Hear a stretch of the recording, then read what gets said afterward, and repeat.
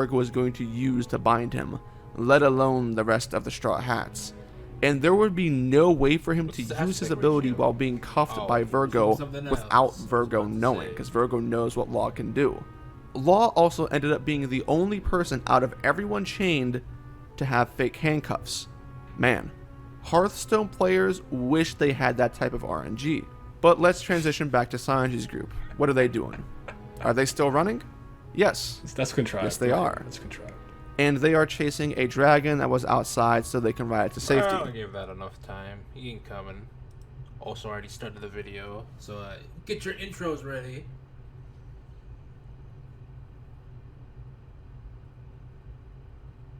Hello? Guys? Alright, well, this is Gavin. Bonjour! That's Dead Rex. King. Leo Lesta does. And Meme Spice on the A-list exists chats. Because he don't have a mic. The Zoro part, that's a good point. We can do that now. Sanji catches this dragon by getting a speed boost Camera from freezing on having Nami's fun, boobies. right? Hawkins Woo! wants to be in Yu-Gi-Oh! So Don't you badly, get it? he's too easy for It's it. funny because he grabbed her boobs. Silly Sanji. Nami's group is also running from the smoke, and all of the parties converge at the same location in the lab. Sanji and company then show up to pester Zoro, Let's see. saved by Smoker. After Smoker, Sorry, Chad, I've been neglecting. Also, this guy didn't say anything about the video. This Oh, is the big second mom, point. they and look it's like bad. Change the all cat the for way their there. genders. Like Sanji, all. It's exactly. And the women to me are equal in the sense that if we have 10. What? Let's go read some jokes. Exactly. Like it's literal biology. Like men and the women to me are equal in the sense that if we have 10 categories from speed, power, intuitiveness, nurturing, whatever, we have 100 skill points. They're just distributed into different areas. We have the size, the strength, the power. We cannot create life in our stomach. They can do things we can't even think about doing. They're far more intuitive, X, Y, and Z. Like, there's no problem. What's the problem here? What's the problem? Fuck. Sonic POG, I think the problem with Zoro stuff is that his stance is not made clear after Kuina's death. Listen, man, he wants to become the strongest swordsman because his friend passed away, point blank, period. Done. Boa smoothie exemptions to the You only rule. got the hidden burst. Indeed, yeah. that old hag is a monster. If you dislike Zoro's character, does that inherently make One Piece bad? I don't even know. It does. Monet's a weak either. She's a badass, which matters. A lot of POG don't think the inherent body differences in real life should automatically be transferred onto. Yeah. Well, did she cap? because it's not his. A lot of people do when I. Let's get to the interesting parts. She's fighting for. In an arc where Monet is about to kill her when Tashigi is once again saved by Zoro, who defeats Monet by looking at her. And then, oh my lord, Zoro grabs Tashigi like the sack of girly potatoes that she is and runs off with her because she felt faint and dizzy after her fight with Monet. Booba's heavy drit son. Back in Alabasta, when Tashigi burst into tears at her own inability to do anything against Crocodile, she was only capable of aiding the Straw Hats to help expose the Warlord system. She herself was powerless. At the arc, Tashigi to me is an example of just because you want to be something and you work at it doesn't necessarily mean you're going to achieve that goal. I've actually always seen her in that light too. Tashigi is fucking weak and pathetic. Like that, I legitimately think that's the point. That's just me though. conclusion. Interesting point to bring up. I didn't think about that. But G5 is a bunch of yabos. That's a pretty good analogy that guy made. Yeah, that's a good spot to continue off. Alright, I'm gonna continue the actual video now. So get your waters ready. Luffy, by this point, has been introduced to Momonosuke, a character who is even more extreme in his pride than Kinemon is due to his childish nature. He helps Luffy get out of the garbage due to his dragon abilities, And history will go to support this, but Oda does start a good foundation for the relationship between Luffy and Momo. On Chopper's side, Mocha has eaten all of the candies to prevent the enraged children from doing so. As a result, she starts coughing up blood, which makes the kids confused long enough for them to be sedated, and then Chopper also patches Mocha up off screen. Chopper's motivations at this point switch from personally wanting to defeat Caesar to saying that Luffy will beat him up. To tag along the conclusion of this lackluster subpoint, Brownbeard shows up in the lab and starts talking about Caesar to Twitch chat. And then they shoot Brownbeard full of bullets like they did 50. Yo, get me across the street. Let me go. Let's go. Let's go. Joke again. That's a pretty a little tasty. Just when we were past this part. Yeah, I thought so. It was just a black screen and I got a little confused. What is it? Is that a onesie? No. Does it look okay? I know the shirt is hella baggy though. It's nice, but is it a little chafy around the under area? I hope not. I'm just gonna give Mom a second opinion when she gets back.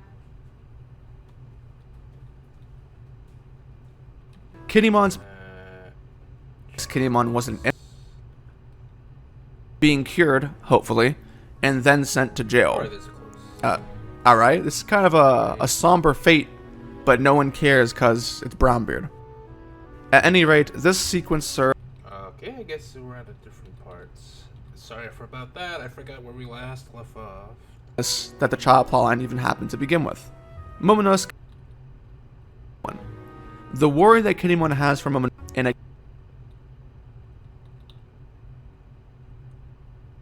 and other aspects of Vancouver. Right, he's talking about the. Oh, yeah, we were at the Sanji and the recipes. This meal is the first and only time where Sanji live, which is a foreshadowing to the events of Wano. Can't wait to see where that goes in the future.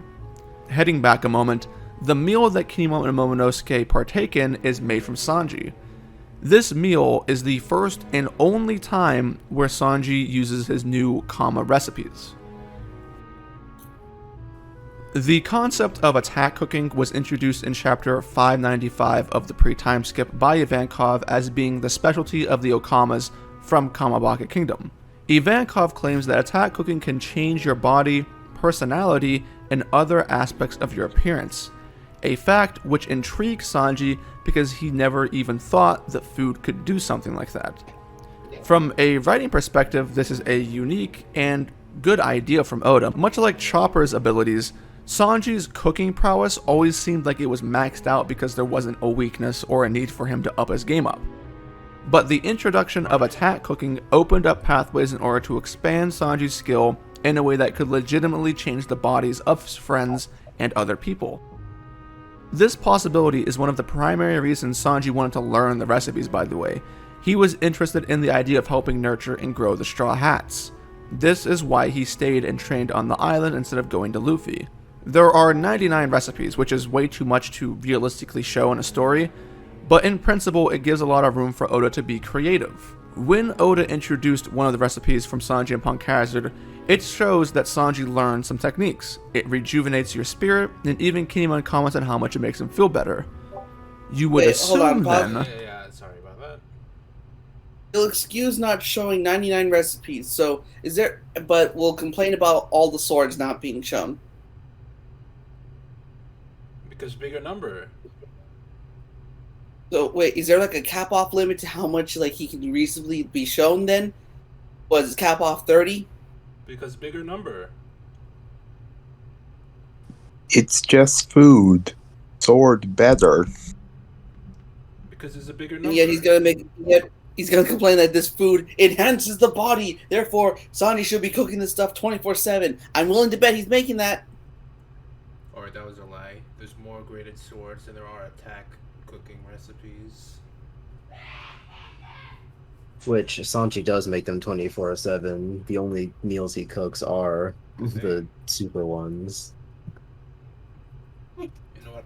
I'm not gonna So- remember the sorry. actual graded weapons. Aside Let's from just like say the it is big mom, bigger I number. guess. that Oda had plans for this to be relevant in the future, especially, say, I don't know, in an arc where Sanji's cooking becomes more relevant? Come on, dude. He's literally helping the enemy. I don't think using those type of recipes would be for the betterment of the crew. Oh yeah, let me just give Big Mom the ultimate recipe. Therefore, her power increases like tenfold. Let me give her this recipe that helps de-age her by like 2 years for like 20 minutes. Okay, to be fair, he probably would do that if he knew she was super sexy. But you see, if she eats more and more, she'll de-age to a baby, and we can kick her. But yeah, that's a dumb point there, Dritz. Nah. Nothing. Nah, not so much. It is truly unfortunate that Oda doesn't do anything with attack cooking. Could you imagine a scenario in which Sanji's cooking is what makes some of this crew stronger or even more beautiful over the course of time? Like, here's a hypothetical for you, and this is purely a hypothetical. Just kicks. Yeah, he literally has a technique called plastic surgery kick. So, I thought it was just facial reconstruction kicks. same difference. But I mean, it's not like he used that on Nami or Robin, because technically that'd be hitting women. True. But even so, like, he's not even saying specifically women, he's saying all crewmates, which includes Zoro and Luffy and the others. How do we know they're not getting stronger when they eat the food? What Well, 'cause they're defines not beauty for Chopper? Lush fur.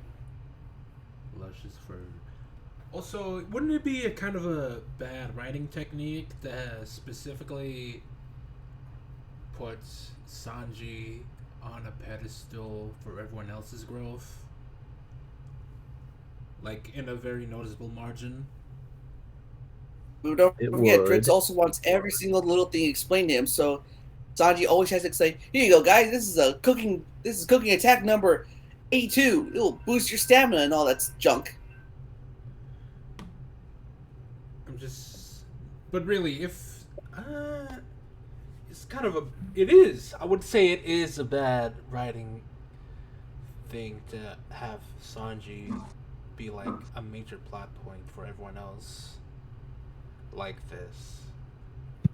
Because if his attack cooking would be so effective that it helps take out like one of the Toby Ropo or something along that lines, then it would call into question the effectiveness of the cooking and why not overload or so on and so forth. Like, you know, getting such a big power boost after something so little, like the usual anime storytelling, like the usual shonen storytelling when the protagonist is up against a wall and they couldn't find a good writing way to get them out of there. You see what I mean, right? Yeah. Obviously, has nothing to do with what I'll talk about in the future. But, you know, for the sake of discussion, let's say that Luffy has a fight somewhere in the future and Oda decides to change Luffy's physical design. Come on, dog, that's bad storytelling. To be more Wait, muscular. is he trying to say like Luffy was like what 1 or 2 meals away from beating them? I hope not. Somewhere in the future, Damn, and Oda I decides can't beat them. I'm not making a dent in them. Oh, hold on. Let me eat some of Sanji's super special punch rice. Okay, I win. discussion. Let's No, say it's that mashed Luffy has a potatoes. fight somewhere in the future, and Oda decides The super mashed potatoes. Yeah. Where do you think got those potatoes so mushed? The mashed Super them mashed potatoes. crunched up to the cellular level. I don't know why potatoes have cells. No wait, everything. has Everything got cells. Yeah, that was a mistake. Forget it. Joke over. to change Luffy's physical design to be more muscular and befitting of his strength. I know that this would like never happen, right? But what if Sanji was a contributing factor into why this happened instead of it being for literally no reason at all. And perhaps that could extend to the rest of the crew. As the story starts reaching its endgame, people start to develop physically. Come on, dog. Just a thought. Come on. When and if attack cooking shows up, Come on, dog. Also, that's more of like an art style change. It's not. Yes, this man Driss is going. Near the end of the series, Oda should start drawing people with better bodies. Why is it not like Naruto?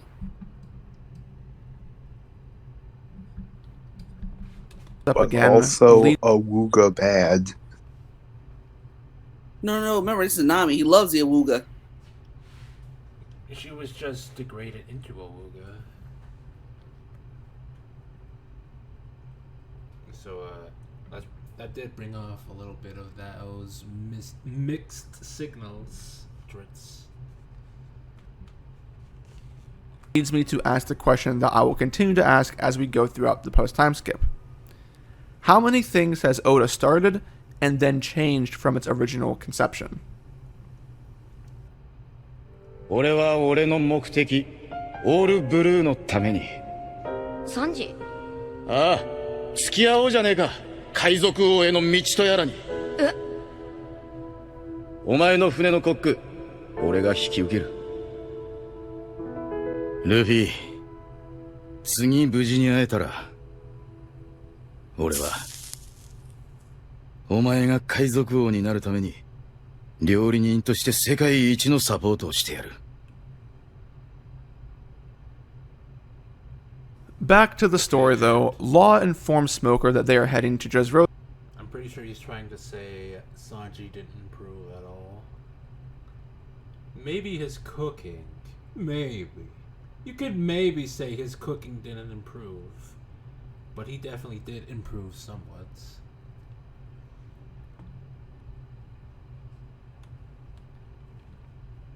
And we get to see what happened during his discussion with Luffy.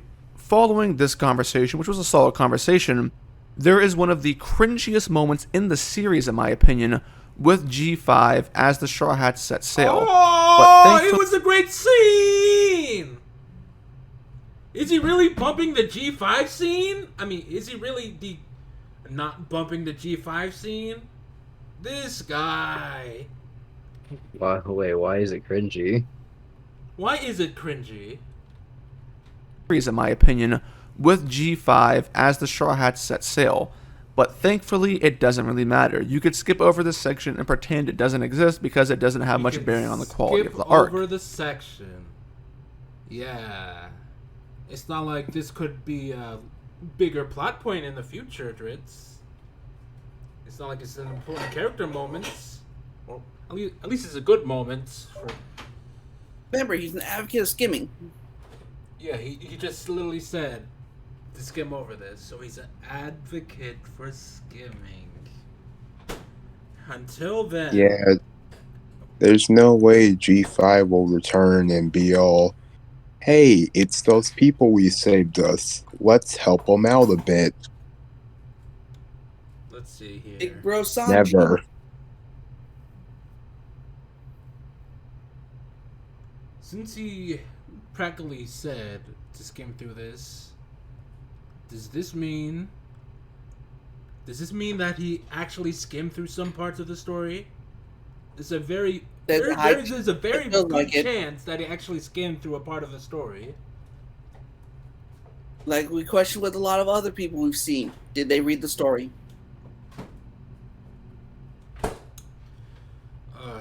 It's like, I did say one of my top 5 favorite scenes. This is definitely the top. This is definitely my favorite scene of all of Punk Hazard. I forget the other two. I'll try to remember that. It's just really bad. Dofi finds the heads of... It's just really bad. Period. No reason to explain himself. Man, this guy sucks. Baby 5 and Buffalo floating in the ocean some distance away from Punk Hazard. On board the little boat, Dofi has a conversation with Law where Law reveals that Dofi's business partner is Kaido, a man who would destroy Dofi if business ever stopped. Using this as leverage, Law demands Dofi resign from the Warlords and cheekily hangs up before Dofi can say anything. And Dofi is pissed, and I would be too if I were him. He shows up at Punk Hazard after the Straw Hats have already left. Displaying the exaggerated swagger of a young flamingo, Dofi isn't in the mood for games and starts smacking Smoker around like a rag doll. And thus starts the most iconic moment of Punk Hazard. Aokiji shows up and saves Smoker, which forces Dofi to retreat. The conversation between Smoker and Aokiji is great. It reveals some interesting motives from Aokiji, who now has connections to the black market, and as we'll learn later, with Blackbeard as well. Aokiji came specifically to Punk Hazard in order to contact Smoker so that he could talk to Akainu and have him mobilize the admirals. Smoker? Talk to Akainu? That would be a very interesting conversation given the clashing personalities of these two people and who they're friends with. Smoker is friends with Aokiji after all, and Aokiji lost to Akainu. I'm sure that Oda will definitely show this conversation. Aokiji leaves right after this, and things transition back over to the Straw Hats, who are on their way to Dressrosa. He's injured. After this, and things transition. Wait, what did you say? I'm saying not to mention he's injured. Like, next time we see him, he's still technically bedridden. But the time frame there is a little wonky. Because when do we next see Smoker? After Punk Hazard? Also, like, It may have been during Reverie. how interesting could a conversation be when it's just, hey boss, bring in the troops? No. Oh, but you see, they have conflicting ideologies. Therefore, it would not just be a simple talk. It would be a, I don't know, two-page. He didn't say anything about argument. ideologies. He just said Smoker is friends with Aokiji. Just when he was talking about like how Sakazuki viewed things and how Smoker viewed things are at odds. He just said Aokiji is Smoker's friend. I'm pretty sure that's what he said. He did. That's what he just said. Never mind ideals. Of these two people and who they're friends in. Smoker? Talk to Akainu? That would be a very interesting conversation given the clashing personalities of these two people and who they're friends with. Smoker is friends with Aokiji after all, and Aokiji. Okay, I was wrong. Friends and personalities. What does that mean by personalities? Not much. Something. Nevertheless. Aokiji leaves right after this, and things transition back over to the Straw Hats, who are on their way to Dressrosa. The Straw Hats are getting from Punk Hazard to Dressrosa through the guidance of Law, and aren't using the log pose. Everyone is kind of doing their own thing aboard the ship. Kinemon is attacking Zoro because he is furious that Zoro has Shusui. This anger shortly subsides as discussion of food comes up, but people notice that Momonosuke is missing. Nami reveals that Momonosuke is taking a bath with Robin. When people talk about this moment, the focus is usually on fans being jealous or somewhat spiteful of Momonosuke for getting the fan service with the girls. And I wouldn't say that's an unfounded feeling, especially given what's happening later on in the story. But no one ever talks about how out of character the situation is when it comes to... But, Awuga bad, yeah? Remember? I'd say let him continue. Yeah, whatever. Robin. This is the first of a couple instances, the most extreme of which happens in Wano, where Robin starts acting really motherly. I stated before that it wasn't written well for Nami to care as much as she did about Chojin, which is later on continued with Momonosuke alongside Robin, but there was at least an attempt from Oda to shoehorn that idea in because of Nami's past and her encounter with kids. This attempt doesn't even exist for Robin, and once again relies on Robin being a woman and for the biological nature of women to like kids. Bruh. She's just growing up as a character, my guy. Yeah, she was very closed off before. She's opening up more. When has Robin even interacted with a child as young as Momonosuke? Drop her. Well, no, And she Chopper's loves him. well, yeah, that too. Chopper, she loves Chopper, and also Chopper's like 15, but sure, yeah. Also, if technically she'd be like the mom of the Straw Hats, because she's the most responsible of them all. And she has been called by the mom. But the Frankie is the dad. Jinbei is the strange uncle no one wants to talk about. Brooke is grandpa. We don't talk about him. He's the wacky crazy grandpa. Tryton? Or Mike?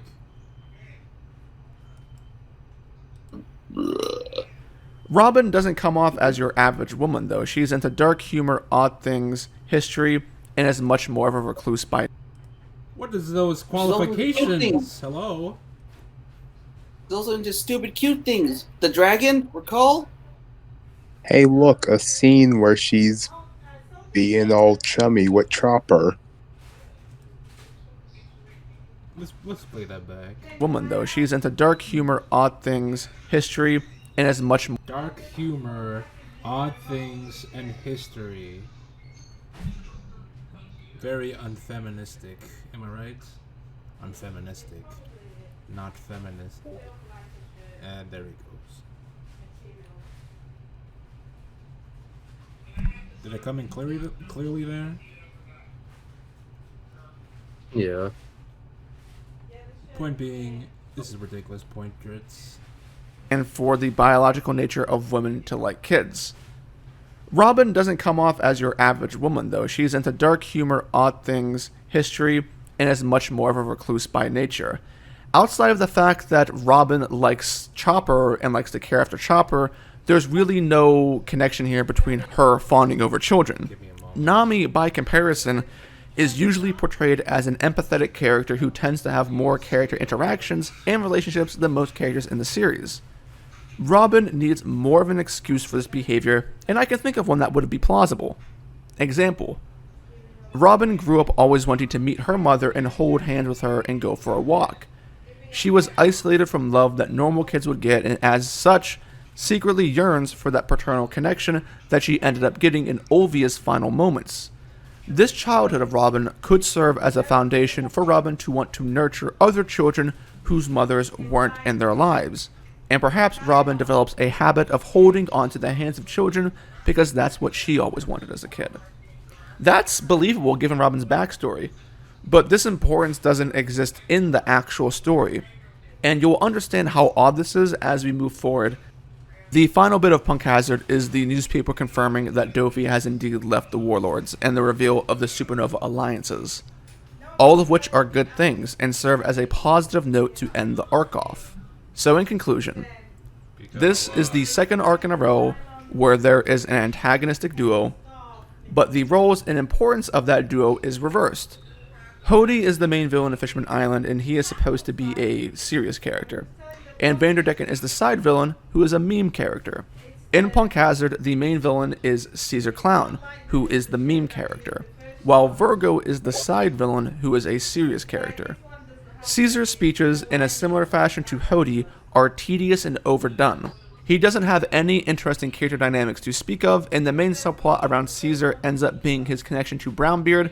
No interesting character dynamics. Just kinda... None. None. None with Nami. None with... Law. Nor Luffy. None. He's not even an entertaining character. He just sucks. Caesar just sucks.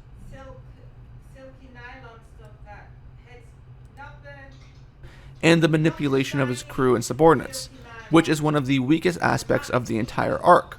Caesar is surprisingly liked within the community, and I would say that this is due to, in large part, a couple comedic scenes in how the anime has made Caesar's laugh iconic, where if you are a manga reader, laughs don't really transfer all that well without voice. He could just be a good character from how he's written. Or how about the funny face? Come on, dog. Why does no people bump the funny face? Oda does funny face really good. Also, gas powers are pretty rad. Yeah, Caesar's a good character, and also, jokes on you, Dritz. I only read the manga for Punk Hazard, and I still like Caesar. So, But he does have a good anime laugh. yeah. By the same person who did Frieza in both English and sub Japanese. Oh wow. So that's pretty interesting. But again, it is Funimation, so reusing actors is kind of a voice acting. They So only if you have 10 separate voice that aspect, Funimation. laughs don't really transfer all that well without voice acting. So if you separate that aspect, you're left with, well, what Caesar really is. Caesar is the archetypical mad scientist who likes creating things to hurt people and has funny facial expressions. Caesar is what's wrong with funny face? Come on, dog. What's wrong with funky face? He's supposed to be serious all the time. He's the big bad. He can't joke or laugh or have a different personality. He must be stoic and frowny. What did you think about, like, Moria? He was a pretty, well, not funny, but okay, maybe not lighthearted. He wasn't as serious. Serious. He wasn't as serious as some other villains. And Well, he it's was hard a to major say threat. considering he's not. It's hard to say considering he doesn't really talk about the pre-time skip whatsoever. Just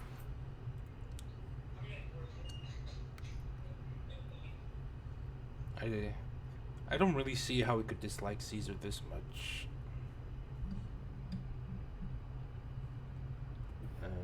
Scientist who likes creating things to hurt people and has funny facial expressions. Caesar is an underwhelming villain, but he is more manageable in tandem with Virgo than Vanderdecken was with Hody. This is in part due to the fact that Punk Hazard has no central theme that it's trying to command. Generally speaking, the more effort that is placed into making something serious, the more... oh, that's Daniel. You mean like... Oh. Well, never mind then. That's just useless. I'm not even gonna dispute that. And for the audience who don't know, we're referring to Daniel Green.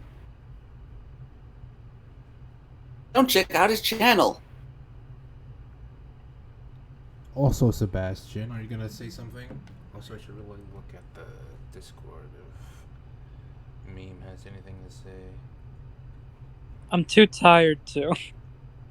What a shame. Speak up. You can't force me. I can. You're speaking up right now. He got you there. Damn it, you're right. Alright, I should have looked up the Discord. Meme Spice brings up some very nice images. Let's see. Oh, the dark Robin humor. Very nice.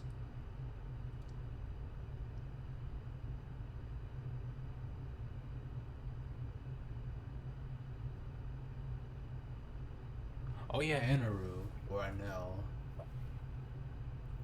Well, Enel isn't really funny face man, so I won't give him that. Hello? God, that's loud. How many what? Yeah. important the failure is. Caesar would have effort that is placed into making something serious, the more important the generally speaking part due to the manageable in tandem with Virgo than Vanderdecken was with Hody. This is in part due to the fact that Punk Hazard has no central theme that it's trying to command. Generally speaking, the more effort that is placed into making something serious, the more important the failure is. Caesar would have come off better if there was either more of an attempt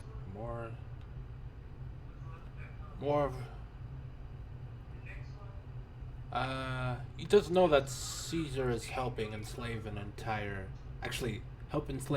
country and is in league with another person enslaving another country, so I don't know what you mean. Caesar isn't important. Technically 3, because also he helped Big Mom who has another kingdom under her control. Oh, yeah, So it's 3. The giant. He's like a triple threat compared to Fishman Islands. Yeah, Caesar has his finger in every pie. But, you know, themes, because that's the thing he brought up. This guy. The more important the failure is. Caesar would have come off better if there was either more of an attempt from Oda to connect the things I've already alluded to with Chopper, Nami, Monet, and all of that, or if Caesar just had less screen time and less speeches. He literally has three arcs where he's an important character. Even though he wasn't introduced in Wano, he helped make the smile, which so on and so forth. So, I don't... This guy is talking out of his sphincter. They force him to help out in So. That too. He's quite the useful character. Narrative. Without him, the big rocket launchers against Big Mom wouldn't be a thing. Yeah, the assassination. No, that was Gangster Gastino. His long lost Oh, I forgot. Gangster Gastino. Yeah, the Gangster man, the myth, the Gastino. legend. He's brother of Gang Beige, remember? Not related to Yeah. Caesar in any way. Yeah, totally not related. Okay, but I do love the scene where he's finally free and they just ignore him entirely. You kind of feel bad because everyone just knows he's so weak that no one cares about him. You feel bad for him at some points. You're just piggying back on Vegapunk's work? Okay, loser. Everyone knows he's a bum. And that makes him relatable. Didn't he murder like an entire island worth of people? We don't talk about that. That was Gangster Relatable. Gastino. That wasn't Caesar. Right. Relatable. And all of that, or if Caesar just had less screen time and less speeches.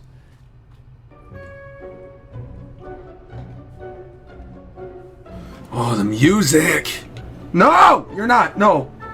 No! Come on! No way! No! Come on, man! To play the music! Come on, man! Oh, man! No way! Oh, man! Oh, man! With the music! No! No! No! No! No! No! Ah! This guy's reacting to Naruto. Yeah, he was reacting to, have you guys all seen Naruto? No. Yeah, I've seen it. Sadly. I don't want to spoil it, but he's reacting to a certain sad scene. Wait, which one? There's like over 50. During the pain arc. The swing. Oh, is it Dead Drya? Yeah, I didn't want to right out spoil it, but yeah. I'm sorry. Yeah, he's old. It was gonna happen I don't eventually. Kind of. I'm like. It's kind of old at this. I want to say old. Yeah, at I this point. know, but Naruto, One Piece, and Bleach are like one of those things where like it's old, but not that many people, or they're like gateway animes too, because of the big three. You say old, but old in a relative sense, because I feel like if you're an anime fan, you know enough about these series. Or not like you know enough, but there are just some things that people do know, even if they've never seen them. Yeah, true. Yeah. Wait, I was on the phone. I was on the phone for a bit. Is he trying to like say this is like this was his reaction to the latest to these chapters? No, he said this is a montage of Caesar speaking. Yep. Because apparently he has so little dialogue, but it's actually quite a lot for his character. Yeah, How he talks a dare lot. the main villain talk so much? I mean, if we want to have a character speaking montage, go to Tenten from Naruto. That's a different story. No, go to Shino. I'm pretty sure he had more screen time than her. I am 90% sure. Especially in fillers. Well, just in panels, yes. Hey, Shino had his dream shown during that arc, not 1010. He could have been such an amazing character Look if how he emotional this guy is. He's got to for the views. He even got the headband and the attire on, so he must be a major fanoid. He's also No, he wearing only a Naruto jacket. No, fun fact. So he only reacted to Naruto a couple months ago, and he was getting really into it. So, like, I think it was like a sub goal to dress up as Jiraiya at one point too. Did he dress up as him after his death? I'm pretty sure he dressed up during the 4 Kage Summit, if I'm correct. Interesting choice of time to put that on. Yeah, I don't know. I don't really remember why, but yeah, he enjoys Naruto. Has he seen Naruto before he... No, he knows like some spoilers and stuff like that, like Obito, the final coupling of characters, but he had actually no knowledge. Can you call Obito a spoiler? Really? Because all he did until you will. It's only hinted at until the final end, but he knew about it when he started OG Naruto, so that's why it became a spoiler.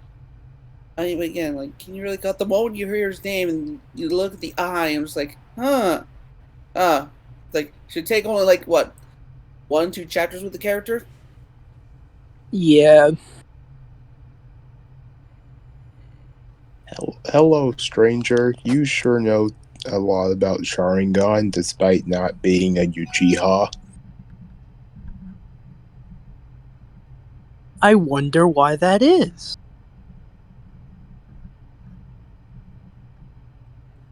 Anywho, back to the video.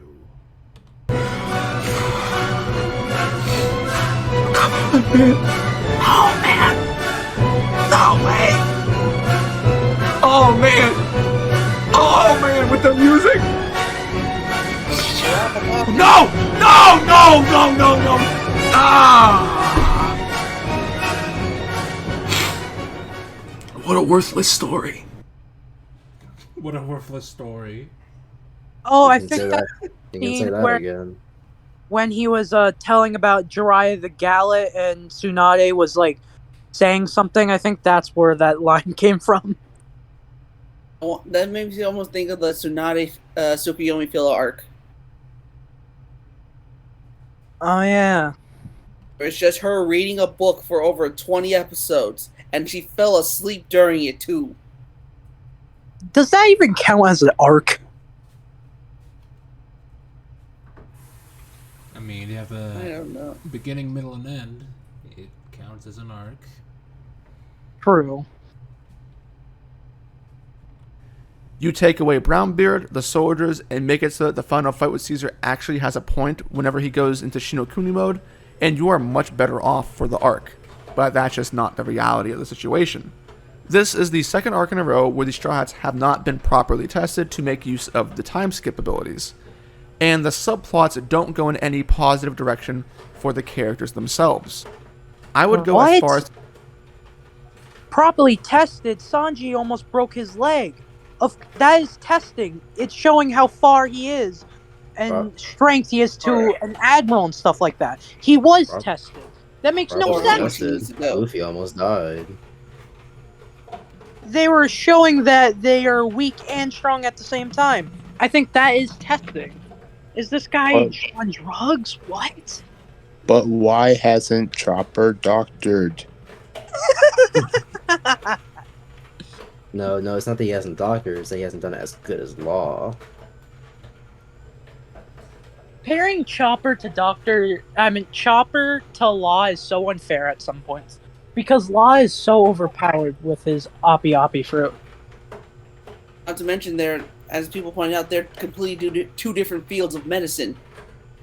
True. One's surgery, one's trying to poison and illness. Medicinal. Yeah, medicinal. Yeah, it's not like you can just pop out diseases using surgery. I mean, unless we're going Naruto route, then yeah, I agree with you.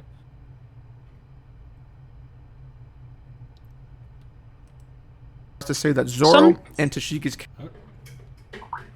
No, continue. I'm just thinking. You can say it. You can say it, guy. No, I'm just thinking about how dumb this guy is. Let it all hang out. We're an open community. Yeah, no, it's just he's dumb. For the characters themselves. I would go as far as to say that Zoro and Tashiki's characters were virtually assassinated. They are the worst that they've ever been in Punk Hazard, and were irreparably damaged as a result. And the fact that Oda did this is something I place a lot more stock into than, say, messing up a new character whose overall impact on the story is maybe negligible. It's more important that Oda messed up the writing with Zoro, a main character, than he did by not doing a whole lot right with Caesar Clown. When you attack and screw up the writing of the most important... How did he assassinate them when it was already stated they're like that in the beginning? Because remember, Zoro, back in Logtown, had a hard time fighting her because she was a woman. We already knew he has a hard time with women. Then... No, he had a hard time fighting her because she looked like Shiggy. Yeah, also there's a bit of... Kuina. Yeah, but also... Tashigi, she's acting the same. She's a proud Navy woman. She wants to stick up for herself. She doesn't want a pirate to defend her. She wants to defend herself. So they're legit the same. How did they assassinate them when they're the same character? Because Zoro is sexist, apparently. Because she didn't win a fight. I agree, Zoro sometimes takes it easy on women, but that's not that big of a deal. But also, like, he doesn't fight women all the time. Like, other than Tashigi and Monet. If we're not including movies and fillers, he's barely fought, like, 3 women. I'm sorry, but it's very funny using the singular term when women. I didn't even know. I'm just so heated that I didn't even notice. He hasn't fought many women. Oh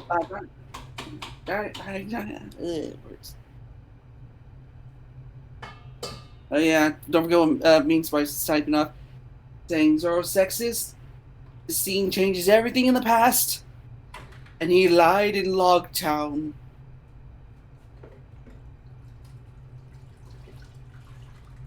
A whole lot right with Caesar Clown.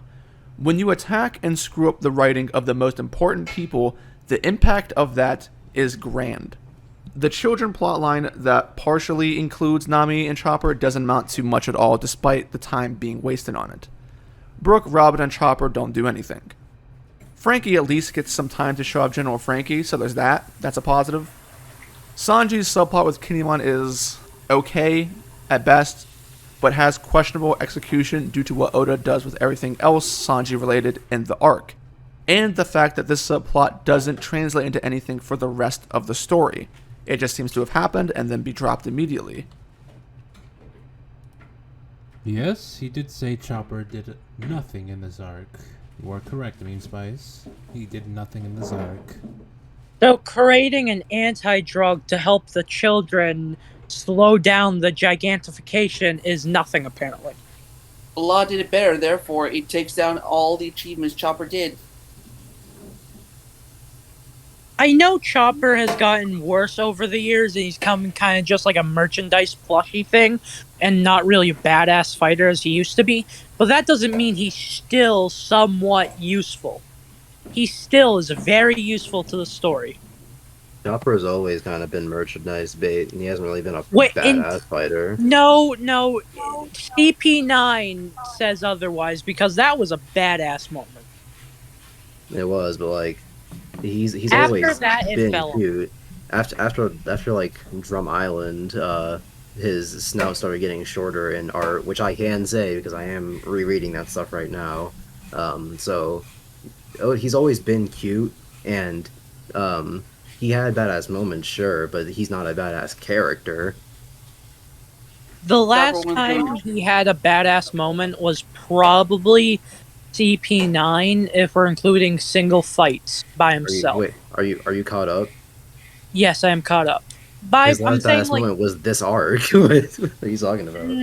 I wanted more one-on-one fights with the Straw Hats, but that's just my personal opinion, because I think it would be like a nice saying, like, hey, we made it up here, we can fight these people on ourselves again, not having to have help.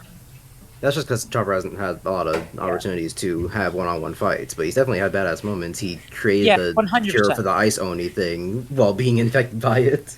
He stopped Queen. I mean, that's cool. I just really want him to have another cool moment of, like, Monster Point again. But he slapped Queen too. Nothing will beat Monster Point Chopper in the beginning. Nothing can beat that hype. Technically, I want to say Chopper was also had his moment against Big Mom and Whole Cake. Remember, I'm gonna grab her and we're both gonna fall into the ocean. No, you want to know something that kind of made me mad about Whole Cake that I wish they did? In the opening, they show Chopper clashing with Big Mom in, like, her bedroom or kind of thing. I wish that happened. Alright. That would have been cool. I mean, Chopper's gonna get his head sliced off if he fights Big Mom, but alright. Okay, speaking on fights, Chopper's fighting style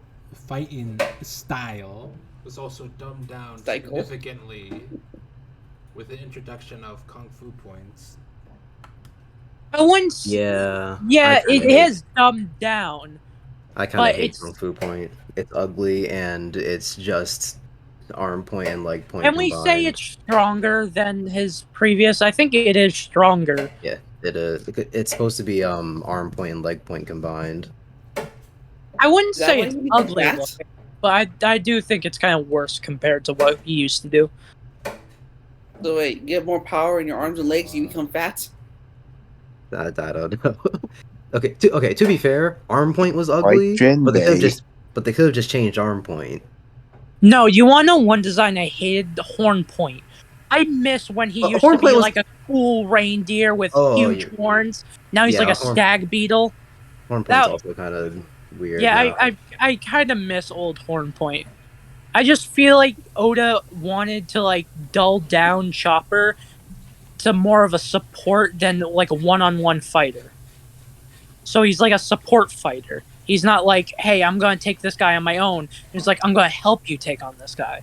I think that's what Oda really wanted to do with Chopper. Because since he is a doctor. He's always been like that. I don't know why. Okay, I say he's always been like that. But Chopper's not really supposed to be a one-on-one guy. The only time we've ever seen a one-on-one fight is with Monster Point, I believe. I can't think of any other one-on-one fights with Chopper. Yeah, most of them are usually team-ups. I'm trying to remember anything from Skypiea. Skypiea? Yeah, he had one with the guy with the aviator in the Demon Bird. Yeah, that guy who's, like, very dumb who forgets how to breathe. And Gedetsu. Yeah, that guy. I barely remember Skypiea. I need to reread it. Oh. It's Gedetsu. Oh, and Chess Marimo. That's technically a fight. In Drum Island. Chess Marimo. Oh, yeah. Wait, didn't he have a one-on-one fight in Thriller Bark, or am I just thinking of... Because there's Dr. Hogback and that stuff. None of them had a one-on-one fight. It was mostly all team-up. Yeah. Usopp had a one-on-one fight. Sanji had a one-on-one fight. Usopp had a one-on-one fight. I just said. Oh yeah, true. Zoro had a one-on-one fight. Brook was there. Oh yeah, but I forgot about those. I miss the Straw Hats teaming up. We got more of that.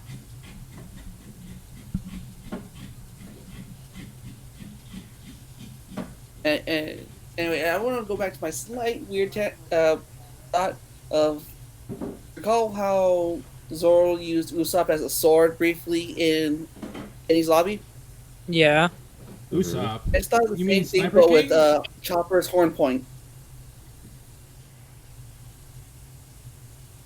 Wait, say that again? I just thought the same thing, but with Chopper's horn point. So he uses his horn point as a sword? I can see it working, but I don't think it would work as efficiently as human bones. Really? I mean, what's harder, a human bone or antlers? Probably antlers. That's like what they're antlers. designed for. True. Bones are just for structure. They're tough, sure, but that's not what their job Yeah, is. but we're talking about Usopp, who's taken so many skull dome bashes to the head, who can survive a lot, compared to Chotler's antler. I would prefer Usopp's bones, man. Those things are indestructible.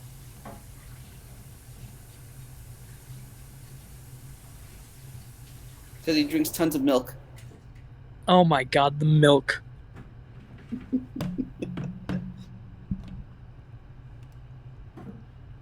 I wonder if Oda's gonna release any more of the other designs, like the other points. You know, Maybe one day. Probably not. Hopefully so. Wait, I want to know. I want to know something. I just remembered. It's so funny. Have you guys seen the new SBS where he draws Frankie, at old age? Oh, the timeline. I've seen that. Yeah, it's so funny. I still can't believe he becomes a ship It's himself. so sad. I can't believe he becomes a ship himself. But it's so funny. Yeah, it's so More sad. importantly, that's You're a bad the timeline. They're both timeline. excellent. I thought he would become like a Spandam kind of ish. I thought he would become like, hey, like I'm gonna sell these people off to the government or something like that. I thought he would become kind of like Spandam because he hated Spandam.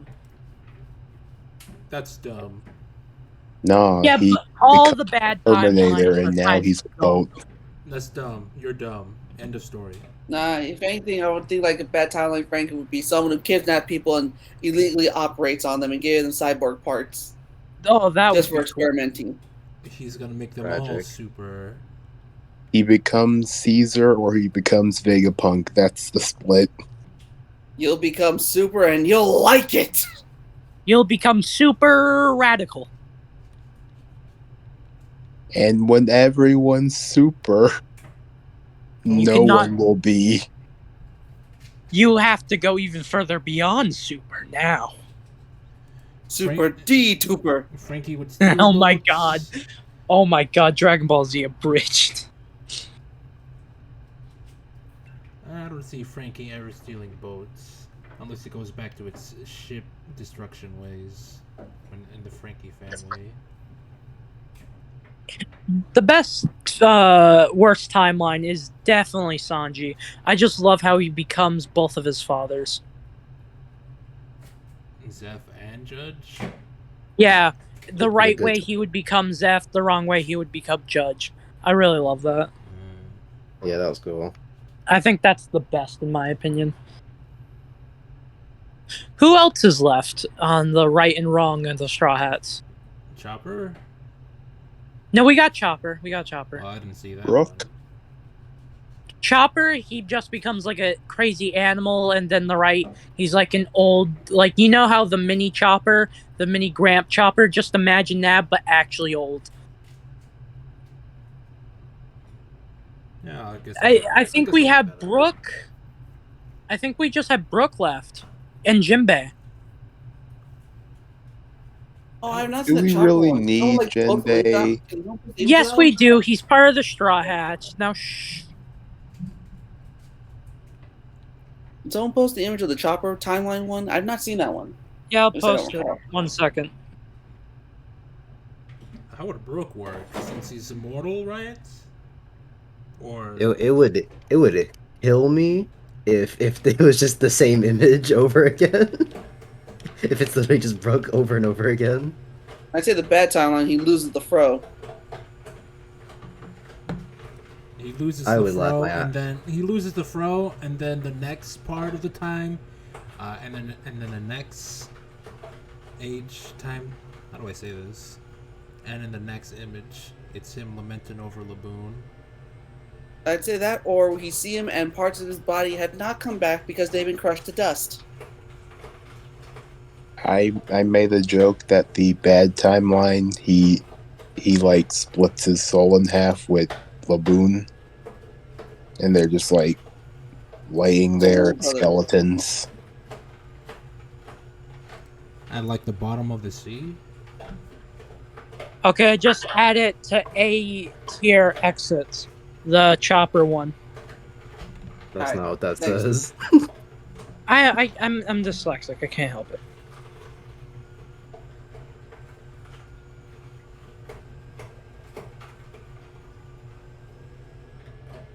What the heck is up with that future chopper? What one? The bottom one? Bring me the sacrifice. Yeah, I think the joke is he's supposed to be like the opposite of a sacrificed lamb, but he's sacrificing humans, maybe, I think. So I think he just Monster Point just breaks. So now he's killing people. Oh, God. Yeah, I really love the 60 when it comes to the good timeline. I think that's really cute looking. How he's just legit an old, happy man. It is nice to see.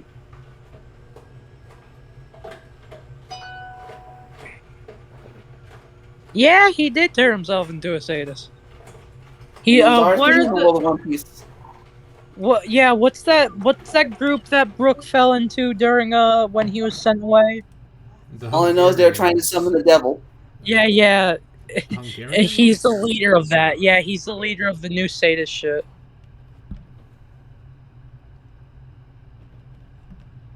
You know what that means? God Usopp. What?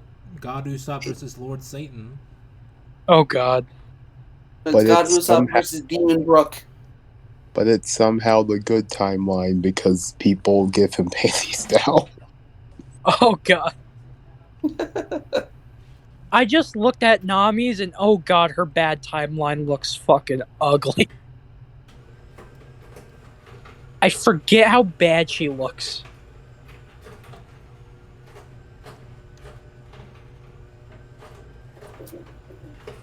I mean, look how bad she looks in the bad timeline. Holy shit. I forgot that existed. Well, you see, when you become evil, you become ugly. That's how the universe works. Apparently in One Piece times, yes. Wait, That'd no, be not shocking. really. I mean, Now, once Kaido's a horrible person, and he's a hunk of a man. And no one can disagree on that one. You also have people like Shaki, who is. That would mean she must be the sweetest lady around because she is super old but still looks hot. Am I wrong? I mean, Sure. Am I wrong? I mean, didn't Crocodile intend to destroy an entire country for a little weapon? So Yeah, true. That's why he has that not so beauty mark of the scar on his face. Oh, Sebastian, I'm gonna post the Nami one with the translation, so Oh, yeah, it's fine. So, in the future, we already confirmed that all of them can do their dreams, because in Sanji's it says, I'm going to fish in the all blue.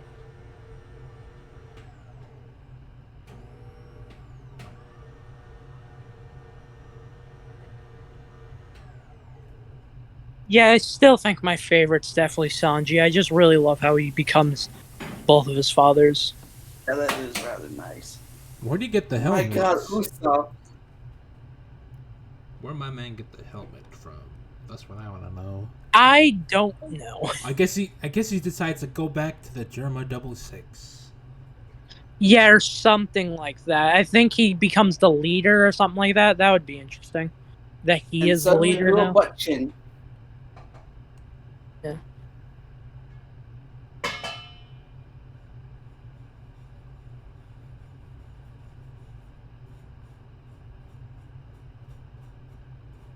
Nami Okay, is now the fact. Besides Nami changes and she's evil, she's still the same about money. I'm telling you, yep, she's still the same about money. I think some things in the future cannot change. Bad timeline Usopp is just sad.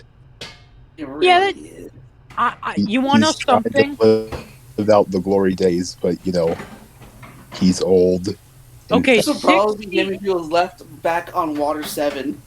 age 60 bad timeline doesn't even look that bad. It's age 40. Age 60 just looks like he's in his 80s in the good timeline. He just looks very, very old. He's missing some of his teeth. I mean, you grow old, you lose teeth. My dog has scurvy. Don't feed it grapes.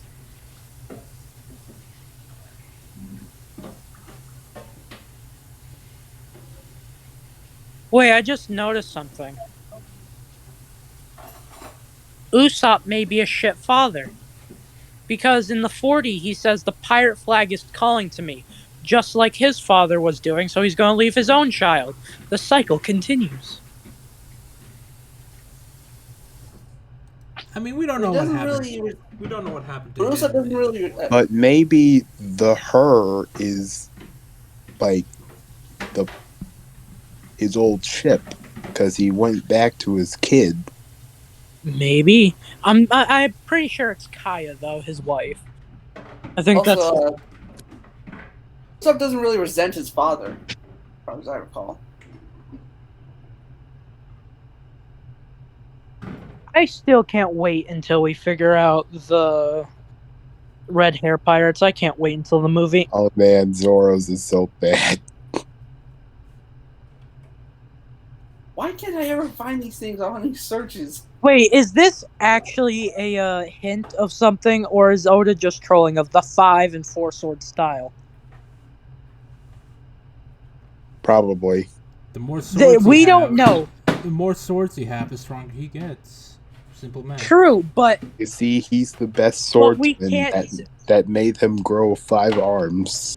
we don't know if Oda's joking or not, because this generally could be a hint. Because Oda has done shit like this multiple times. Examples, Tryton. Oh, Give have us you- examples. Oh, I will show you the best example.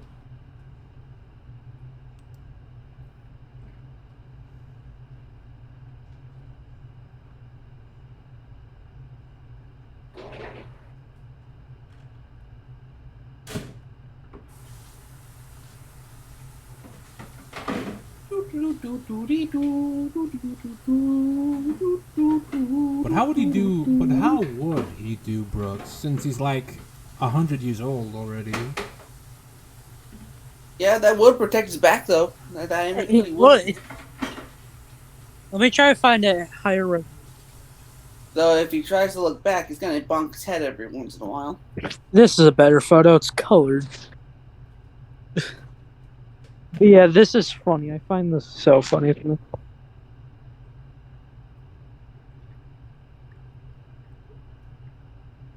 But is it a great? What kind of great sword is it? Maybe the top supreme grade. Oh, the Luffy timeline thing is funny because 3 out of 4 of them are just him talking about meat. I mean, it's Luffy. What do you expect? He's a simple man with simple pleasures. Also, Meme was right. We kind of gone a bit along with this tangent. We gotta sadly go back to the next video. What do you mean?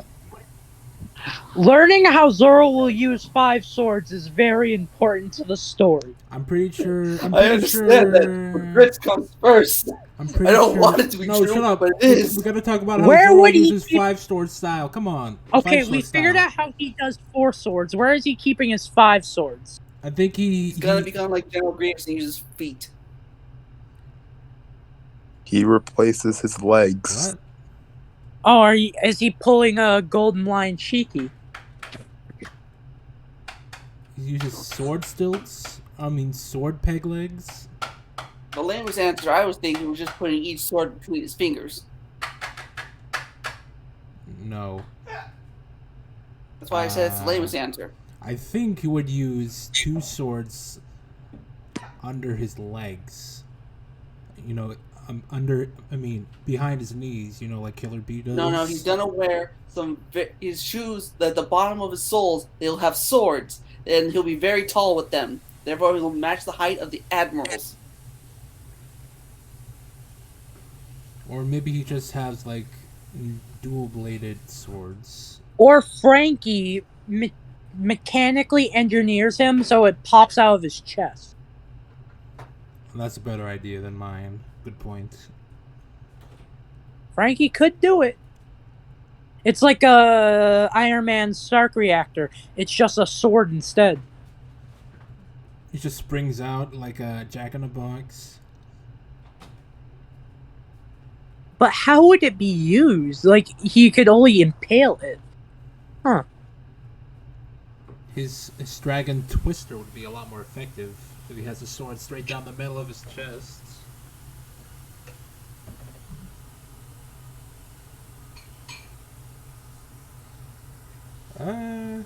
What, he uses his swords like Wolverine? That'd be interesting. We only have too many Wolverine-esque samurai. We need something better than Wolverine. I still say about the Killer Bee or the dual-bladed sword style. Yeah, maybe like he holds it with his knee or something like that.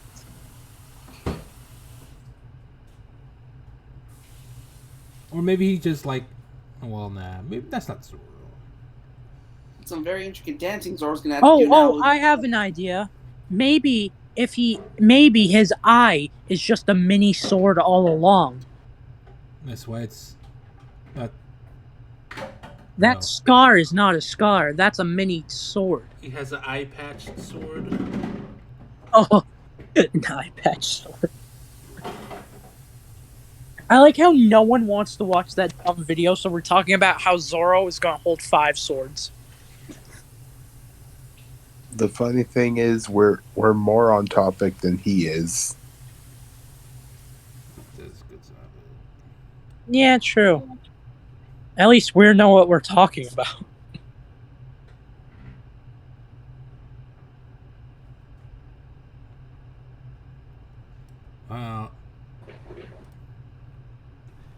It's important to interject here by saying that not every character in every arc needs to have a grand moment or a character, arc, or relationship. If every arc tried to incorporate this, then every arc would be significantly longer. We've talked about that. Oftentimes, it will be the case that characters in different arcs kind of swap places for who gets the most shine. However, the lack of quality that the focus characters get shines a light upon those who didn't do anything at all. So when you fail on one front, you tend to fail on another. If you have numerous arcs where the characters kind of just stand around and put in the bare minimum, then over time it will create a negative aspect to their usage rate as main characters. Punk Hazard is an arc where outside of Law, Virgo, and Smoker, the rest of the story isn't engaging at all. Caesar Clown and everything related to him fails. My reread of Punk Hazard left me questioning if it was worse than Fishman Island, because Punk Hazard helped take down what was great about.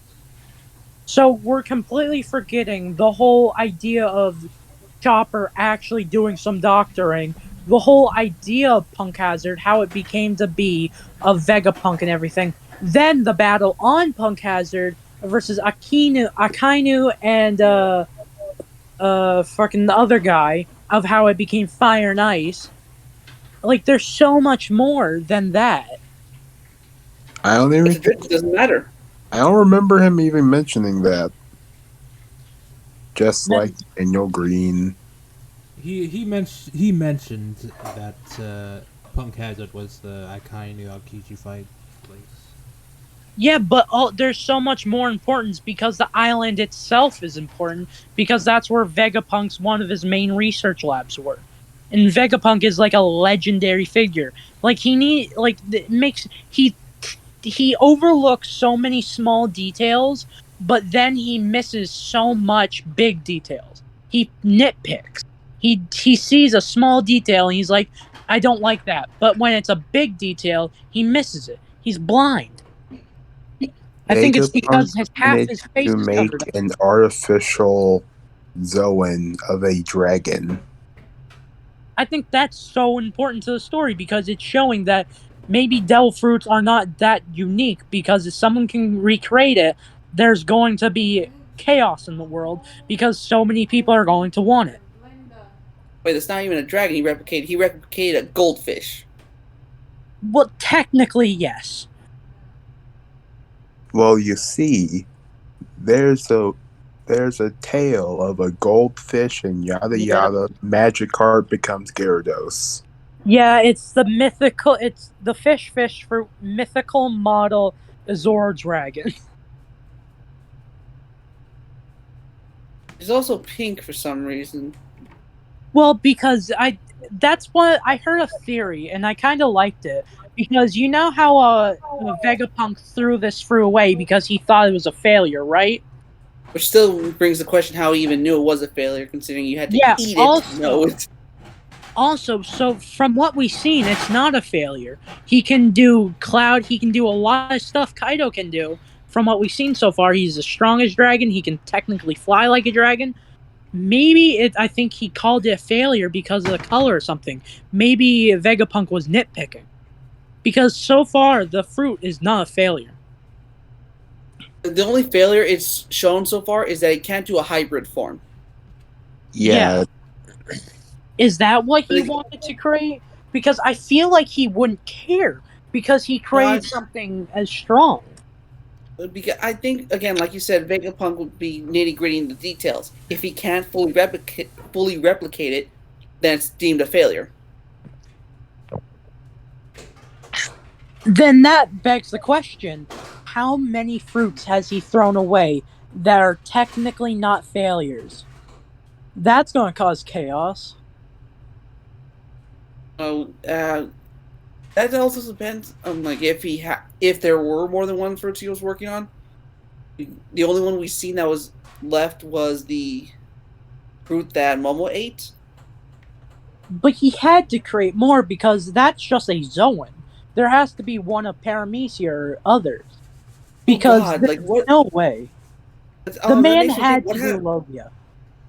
Yeah, he probably did, but I'm trying to think, like, what if those ones were failures and people ate them? What happened to them?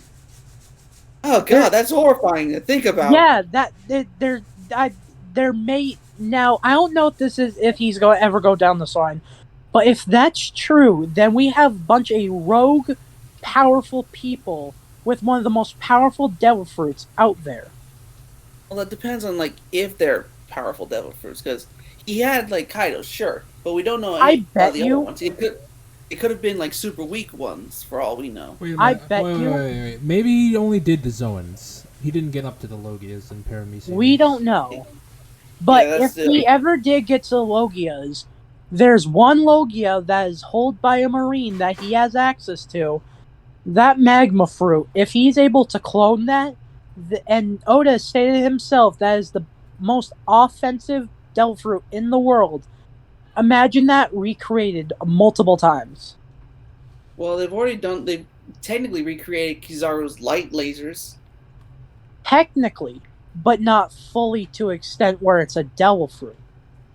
They created it in a robot. Yeah, they at least I'm trying to think like, oh god, an army of pacifistas with lava and light.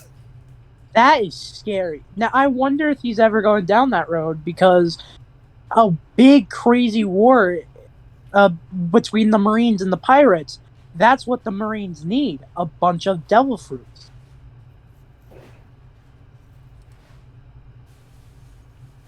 You know, I mean, back to the whole failed fruits of the other types.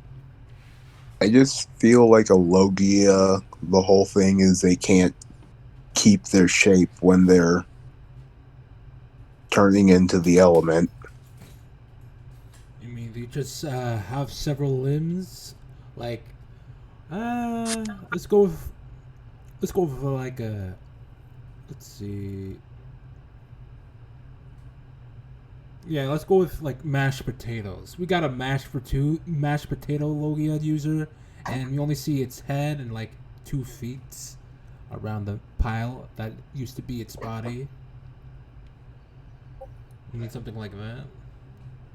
Yeah, like they just gotta drag their body around. Or he's So only they able can't just. to they are only able to morph one part of their body instead of like a Logia can morph all of their body into the element, but Smile one can only morph one part of their body.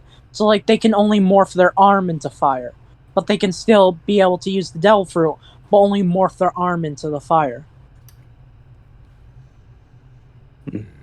Yeah, that also makes sense. Because the same thing works with the Zoan. They only have they are basically as strong as the animal, but only parts of them are the animal. So if we're going by the same logic, it would make sense for Paramecia and Logia. Just imagine the poor so-and-sos having the half an animal stick through their chests. Oh, are we getting to the chicken ass guy? No, and then we got the Gorilla hand. one of the vice wardens, Dodon, the hippopotamus, God, who literally is Okay. inside the hippopotamus. Is there a lady who's like The abominations up known to as the back of Smiles. the gorilla? have you seen what Killer would look like if he had his smile deactivated or something like that? Oh, if he activate his smile.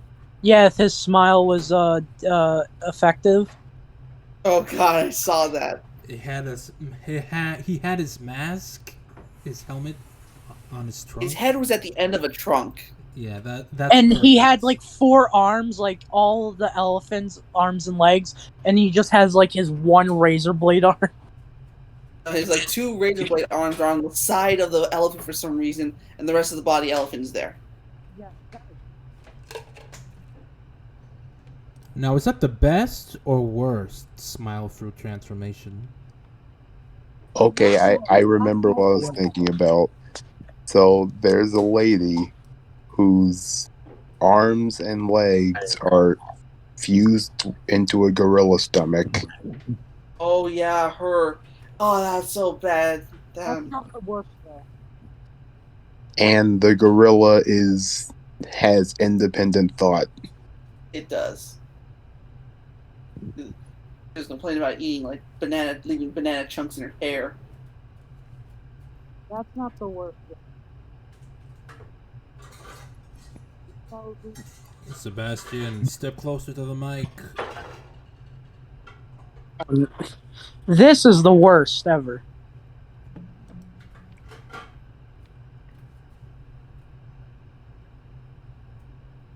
They literally have him as a chicken's ass. I volunteer as that's the worst.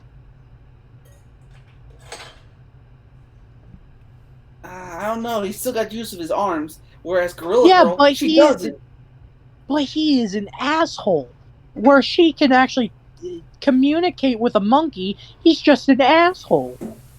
Like, would you rather be an end of an ass or just be fused with a monkey? Or is it like cat dog logic where they both Where have does the control? food end up going?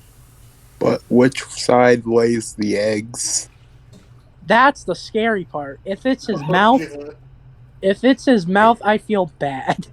That's not how laying eggs work, but Yeah, but he is the ass end of the chicken, where the eggs come out. no. Wait, do chickens have 2 holes at the bottom of them? No, One bro, you know basic biology, right? Chickens don't shit out eggs, dog. Yeah, but this is not real biology. This is one biology we're talking. Yeah, but Which is oh yeah, like you're saying is you like if, in that case, what type of organism can live like this, being a sphincter? Riddle me that, In my man. I don't know. In my opinion, this is the best smile fruit. I think this is the coolest one. Snake feet? Yeah, no, it just reminds me of the whole NL thing ring on his back. I think it looks cool because it The reminds blood me. coming out of his shoulders. Thunder God. I just think it Sick. looks cool. It also makes me wonder if it can extend on each end. Like if he attacks with the snake end, will it reach out further, and all the snake bits that we see that are sort of hanging around him will it tighten around his body? That would be cool. So if he's able to freely control the snakes. Like whip, like it has like feet attacks like Bon Clay, where it has extra Well, reach. honestly, the It best- has whip like applications. That's hard to say. Honestly, like one of the better smiles for users has to be like the centaur girl. You mean speed? Speed. Yeah. Speed. But never mind. But how is she? Actually, never mind.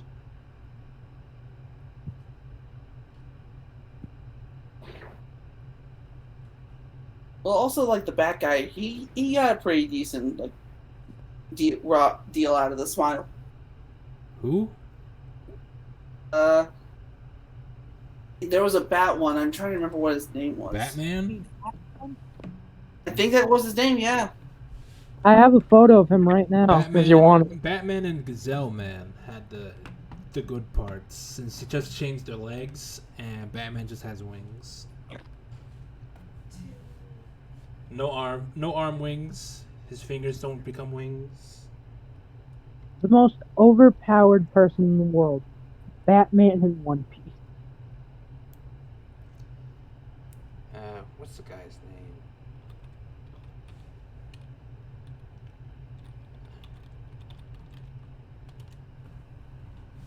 Remembering the Vice Warden hippo guy. The Babanuki? No, not Hannibal. Babanuki. He's the warden. The Vice Warden Hannibal. hippopotamus. Right. I don't remember.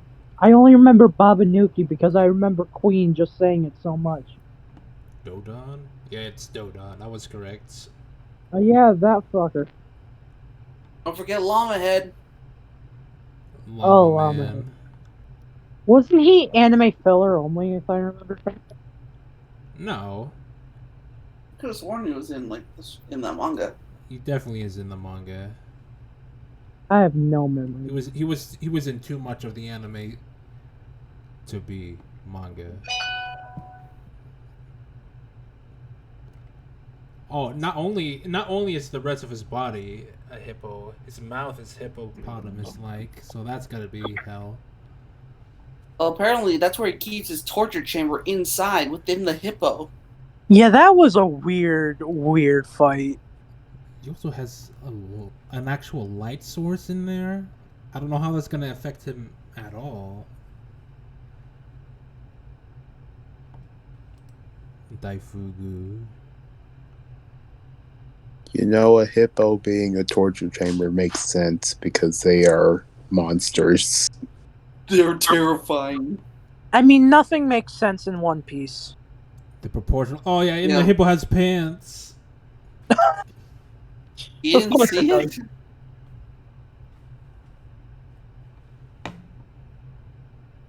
How does he dress himself? It's like his lower half, just the hippopotamus jaw? Very carefully. That's how he does it. Or is that Maybe no? they're It's like pants. It's right here. The blue part is pants. Maybe they're just they have buttons on the side, therefore you can just clip them on real easily. Oh yeah. god, I do not want to be here. And then the gifters on what's the name? On Zoe, they look extremely tame compared to the ones in Wano.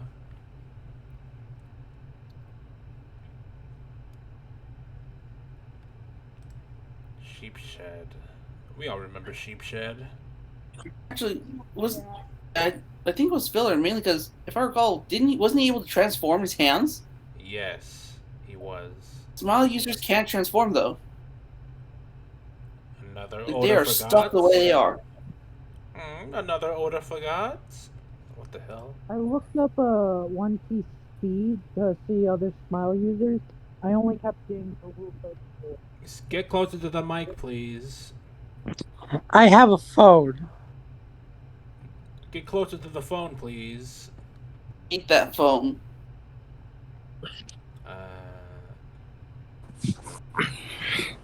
Gazelman.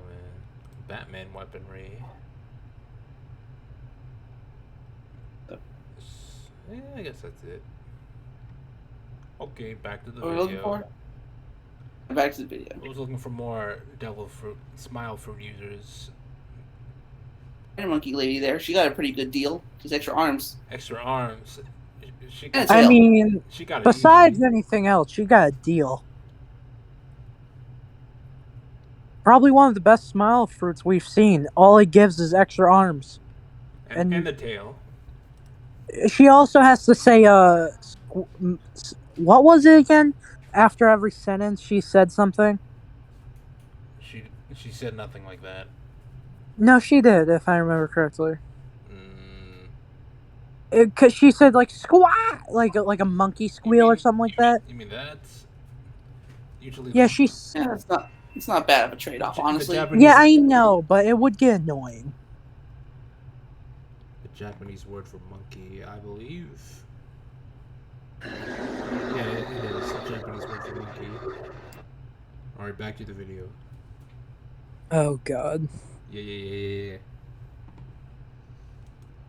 About its long-running characters island, because Punk Hazard helped take down what was great about its long-running characters. This isn't to mention that the pacing of Punk Hazard is awful, and pacing is something that Oda, for the life of him, cannot seem to figure out in the slightest, no matter how many chances he gets. Pacing issues are present in every long arc in the post-time skip. Oda cannot balance these subplots, the main plot, the world building, and the character interaction over the long periods of time that he's been given. He does a significantly better job in Zoe, but Zoe is also a significantly shorter arc, a correlation. Pacing is something that is easy to understand but hard to master. It's a very underrated storytelling tool.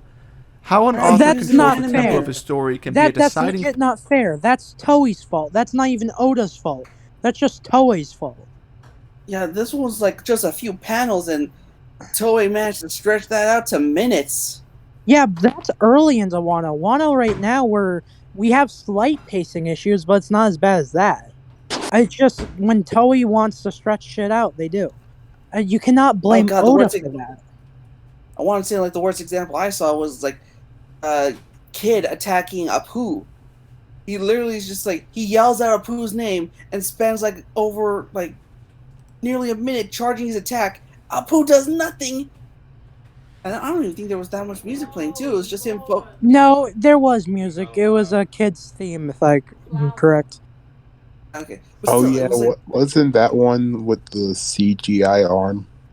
No, I not thought the that CGI. looked cool. Like it It held looked on a still for over 30 seconds. Almost 11. Like, you cannot blame Oda for shit they do in Toei. I mean, have you seen what Toei's been doing recently? They're not that good of people. No, they're not. I mean, they took down someone's videos. 50 of them. Have you guys heard about that? Who hasn't? Yeah, like, you don't even have to like Mark, but that is so bullshit. It does stink. I'm more so in favor of like his fan art videos. That's how little of content it actually uses. And he's technically, yeah, he's right. It is transformative. Like his reviews, those clips could have been shorter, if not altered. Yeah, but he barely even, like, he barely shares clips. Like, if we're only talking about, he only just zooms in a photo. Not really, no. Mark tends to use a good number of clips. Yeah, but they should be all covered by the fair use because he's actually critiquing stuff. That is also true. However, like, Noah has been known just to strike for using a few segments of a clip, and even then, like, Marcus said it's happened before. He never changed his style to try to accommodate to that. Yeah, because everyone knows Toei does this, but it has never gotten this bad where 150 videos got taken down. Yeah, it's weird they just took it all down instead of like just striking him to oblivion.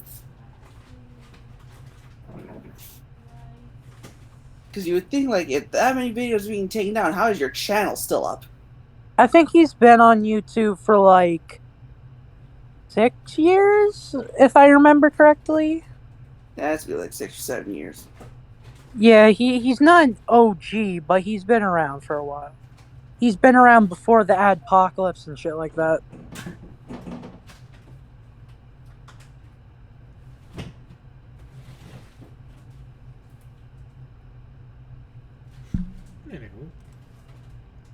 Factor in whether or YouTube not just has you, so many DMCA how an author problems. controls the tempo of his story can be a deciding factor in whether or not you, the reader, even like what's going on. Pacing mismanagement can lead to events being off-screened. It can mean that things go by too fast or too slow. As the audience, maybe you would have liked to have seen some other things fleshed out with people that you care about instead of seeing more of some nameless henchmen. There is a science to this. And in the science, the more characters you have, the harder it becomes. When has nameless henchmen been like? How many? When have you ever thought? Let me start there. When have you ever thought that nameless henchman gets too much screen time or panel time? Never. Like, they usually just get defeated easily. Yeah. The only one the only one I can recall that got like any significance was the Rust guy who took Source. Well, he was important because of the sword. Was it Sai? I think it was Sai. I don't even get what his problem is, because people love background characters just doing shit. And the fact that this is, even though he's not that big an important character, that sumo wrestling guy, I think the purpose of it was to set up Wano. Was to set up, hey, this is what they do for sport. It's to set up the world building of Wano. That was the whole point of that sumo match, I believe. Like, there's purposes for nameless characters, because it's setting up world building. Also, he was named. Yeah, true. I forgot. He was named. He tried to, take Kiku. Yeah, he tried to marry Okiku. And then Zoro got pissed and was a Slint. I don't know if it was Conqueror's Hockey or it was just actually he was just scared of him. Because in the anime, they made it look like it's Conqueror's Hockey when he was dead staring him. So, yeah. It was just a stare for that one, I think. Yeah, but knowing that Zoro's Conqueror's Hockey, there is hints, so that could be one of the hints we don't know.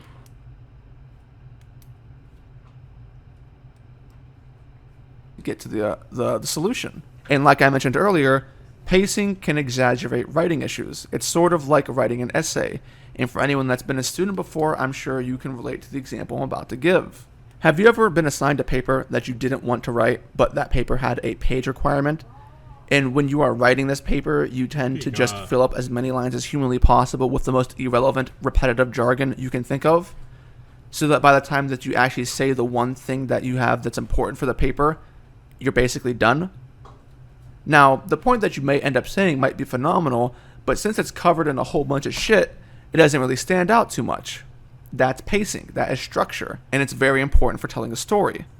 This all relates back to the concepts of the 3 Ps in execution that we talked about way back when. When we're looking at Punk Hazard and we ask ourselves, No. Who here remembers the 3 Ps? No. Progress, two. promise, and payoff. Penis, punctuations, progress. I don't fucking know. No. are the subplots handled well? Are they engaging? Does the writing make sense with the established continuity of the story? Those seem pretty subjective, my dog. Yes, and yes. Does it feel satisfying to Well, read? Did the author make... These are pretty subjective points he's bringing up. Are they satisfying? Not that many people find satisfying subplots. I mean, it's depending on the person. Some people didn't like when the Pound cover story. Some people didn't like it because they thought Just Pound look- would be dead. That, like, you Get can closer Just to look the- at My Hero with his traitor subplot. at least it got revealed. But it was very, very bad, clunky, and like made very little to no sense. I still don't know how exactly he managed to contact all the villains. They don't show it, they just said he did. Well, it makes sense because no one ever pays attention to him, so he has so much time to be alone. That applies to like half of Class 1A. Or more than half. That's like 75% of them. My Hero Academia had so much potential. If he actually just used his writing on multiple characters.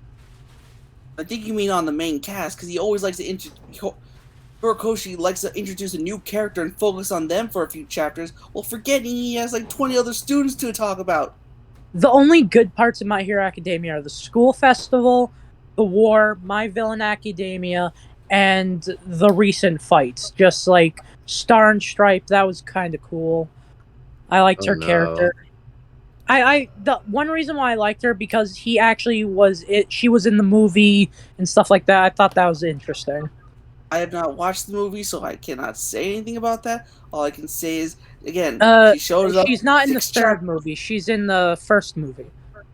I did not see that. You didn't see it? It was a decent movie. No. I mean, The only movie I've seen is the one where they go to like the man-made island, and Echo gets that gauntlet thing. I think that's the second movie.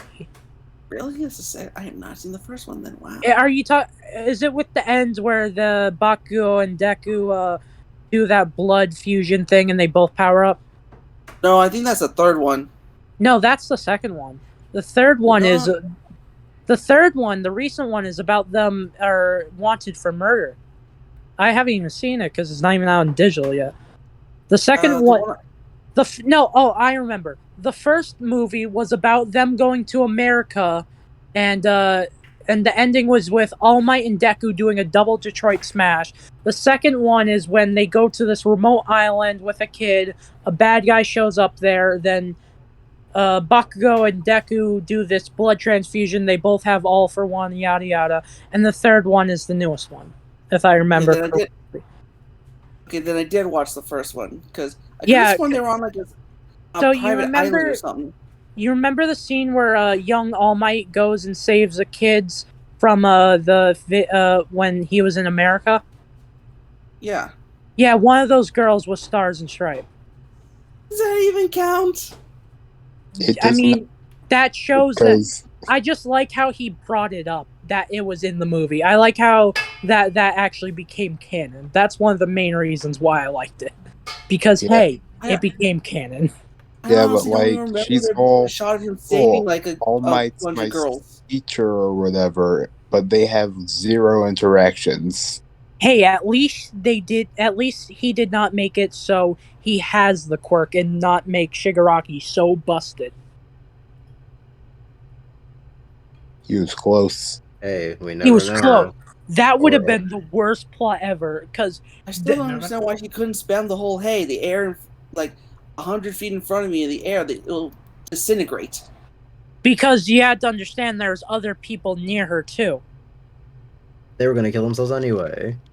Yeah, true. They were willing to do that. Yeah, For but there her. must have been another reason. I need to reread the fight because she can only activate 3, and she always Nope, it's has 2. one. The answer's 2. Dude. Oh yeah, she always has one activated on herself, if I remember, to be as strong as All Might. Oh, okay. To be fair, I don't blame you for getting confused because she only can have 2, but she does 3 at one point. Yeah, the fight was. We all can admit the fight was pretty amusing looking. Like if it was not My Hero Academia and a different series, it was a decent fight. No, because the rules get broken all the time, and also the rules don't make sense. Yeah. The only looks part I pretty liked about that is Stars and Stripes. I thought she was a cool character.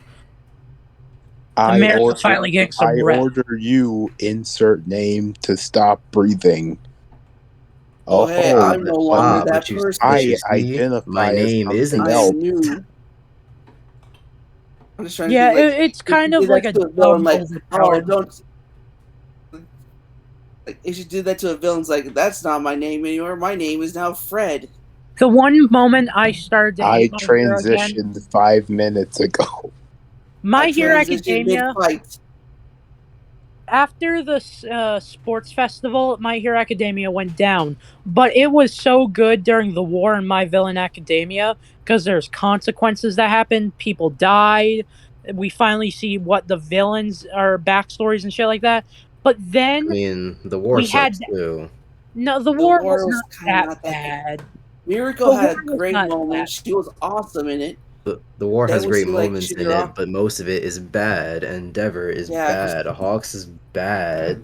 Endeavor Shigaraki is not a terrible. bad character, I would say. He's not I say that. Dobby's a bad character. I'm talking about the entire Endeavor plot with Davi and Oh, Endeavor. I think it was That kind entire of plot obvious line was that. bad. I think it was obvious no, that Dobby was his son. I think that was obvious from the rip. It was super obvious, and then it was made even more concrete when they're like, "Oh, hey, you had a brother who died." Oh, Look, guys, I'm really Hawk mad. killed him. Don't I'm worry really about mad the that burned Edgy body, Deku wasn't though. a thing. He had a storyline where Deku actually cared about people and went out so he would save people's lives because if he was near someone, they would die because Shigaraki's after him. But they just brought him right back to the school where people are eventually going to die. If no one dies, then what's the point of saying that? What was the point of Deku going out on his own then? it does also bring question That's what why happened to all Deku's these a terrible assassins. character. Oh, and now we're in the most recent chapter where he goes, "Oh yeah, I mentioned a trailer at some point." Vigilante Deku had so much potential to actually be good, but it was just thrown away. No, it didn't. There was never It any could universe where have. Vigilante Deku was good. There was everything- potential. Because everything Even if it was Vigilante zero- Deku does It goes was against his like thrown character. away so fast, though. All that potential was thrown away so fast when he was just refusing any kind of help. At Even that point, he could have had you could at say least there's some character development of like, hey, maybe I should rely on my friends, but not that much so they would die. There should You have wouldn't been rely like on your friends or the professional heroes. he should at least fight for some himself instead of fighting everything. There's chances, but there's so much potential. There's like, even if there's 99.99% chance that it was going to be a failure, there's still that 1% chance that something good could have happened.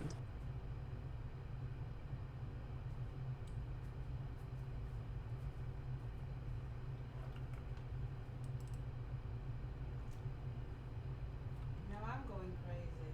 Establish continuity of the story. Does it feel satisfying to read? Did the author make good use of their time? What did the arc do well versus what it did bad? How do these compare to one another? These are questions we should be asking in basically every arc. And if you try to use these on Fishman Island and Punk Hazard, you'll come to find that the things that you are getting that are good is far and few, while the things that are bad are much more present. Punk Hazard is 46 chapters in length, and if you combine that with Fishman Island's 51 chapters and Saba Odi's 5 chapters, together we have a little over 100 chapters of material for the post-time skip, and I would make the case that Oda hasn't gone about handling this time in a particularly great fashion. The biggest failings we've gone over include the execution, writing, and management of Oda's characters in these arcs. We've seen subplots basically skipped over or lead to nothing. There is a huge lack of emphasis on the main Okay, then characters of what the story, and subplots were much missing? more.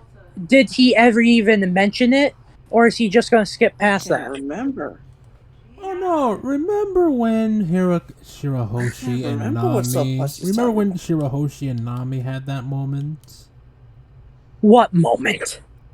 Exactly. Why don't we have a whole page of Luffy talking to Zoro about Mihawk Island? He thinks that such little details are so important to the story that he thinks that it should be the main point of the story. Like, we don't care what happened to Zoro's eye. It's not like the Sharingan or whatever. Like, he thinks it's such important when it's actually such little detail. You say that, but a lot of the One Piece communities are obsessed with eyes. You didn't talk about the eye though. I bet you he's a crazy theorist about the eye. I fucking bet you. Well, he is a Zoro fan, so good chance of that. And this is the same man who called Oda pussy because he couldn't answer who's stronger, Zoro or Sanji. Well, I was referring to Dritz bringing up the thinnest comparison of characters. Thin, slimmest comparison one can make between characters, and says those people should try to have a chapter of storytelling by themselves, like with Yeah, I guess. Shirahoshi and I guess Nami and Nami and Tashigi, since those two care a specific amount about the like a general drop plot subplot to him. Yeah, he wants a lot of subplots with characters that have like so little in common. Which also astounds because he's saying like it's going on for too long, but all this stuff needs to be expanded on. How does that make any sense? Never mind, so little. It's too bloated. So specific. It's too bloated and it's like You got a lot. he really wanted to like, say things. Why does he not like provide examples like, hey, this could have been cut down to this so and so, and this could have been expanded upon more. If he wants to know what being expanded upon, that's legit what the SBS is for. Because the story is so huge, he doesn't want to make thousands of long chapters, so he just wants to simplify it into a chapter, and anything that indeed not that important, he just puts in an SBS. If he wants to know, just look at the SBS. And Dritz doesn't like those. Information. Vivid card's bad. If he doesn't like it, he can just suck it up. I mean, it's not that bad. I mean, you have a big story. What else can you do? You can't fit every single... It's like fitting in thousands of toys in a toy box, but that one won't fit. You can't fit it in. Oh, have you you've seen the Bon Clay and the Consequences of Playing God bits? No. He has an issue with Bon Clay being revealed, being alive in the not SBS, in the cover pages. Of course he does. Even though he's a done character with a character arc. Okay, we all agree that Oda has a hard time killing off characters, but that doesn't mean it's always going to be trash. Yeah.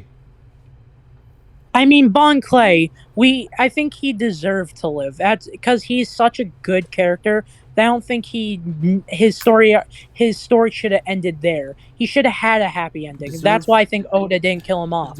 He had a happy ending. Deserve to live and happy ending are irrelevant if we're talking about a character's character. I don't think Bon Clay is irrelevant at all. I think he's going to be important to the story later on. Maybe. Maybe, but even if there's because if we're having another Impale Downbreak, Bon Clay is going to show right back up. Even if I'd say if anything, like good character doesn't mean they won't have an unhappy end, excluding flashbacks. per se. I'd say if you want like a great example of like I want of the whole cover showing that character's alive. It was like, what was her name? Or I think his name was Pound or something. The father of Lola and Chaffon's father. Yeah.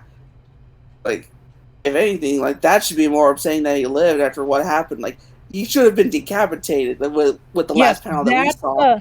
Yeah, if you want to make us complain about characters dying, why don't you do it about Pound? Bon Clay, I think, is a worse example for it. He also talked about Pound, but very little, I'm guessing. I don't recall that because he should have because depending on where he's at the story, he should have shown off that cover page.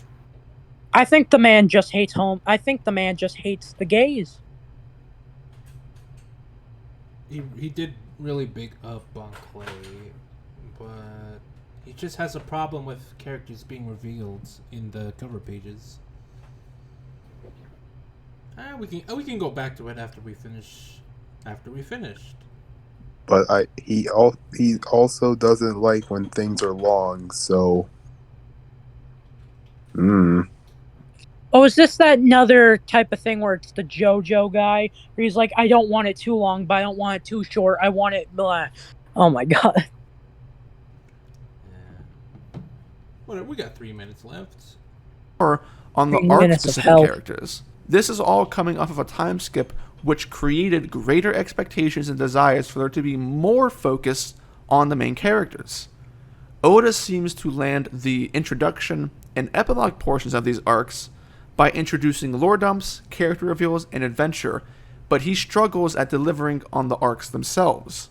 There are a few standout moments, but they don't fix the issues. Overall, you leave with more things that stand out as problems or missed opportunities than you do on things that feel like they really delivered. And this is only the beginning.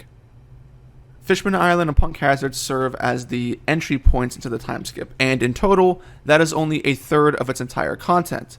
We have a lot more to cover. We got 4 more arcs, which each increase in scale and length.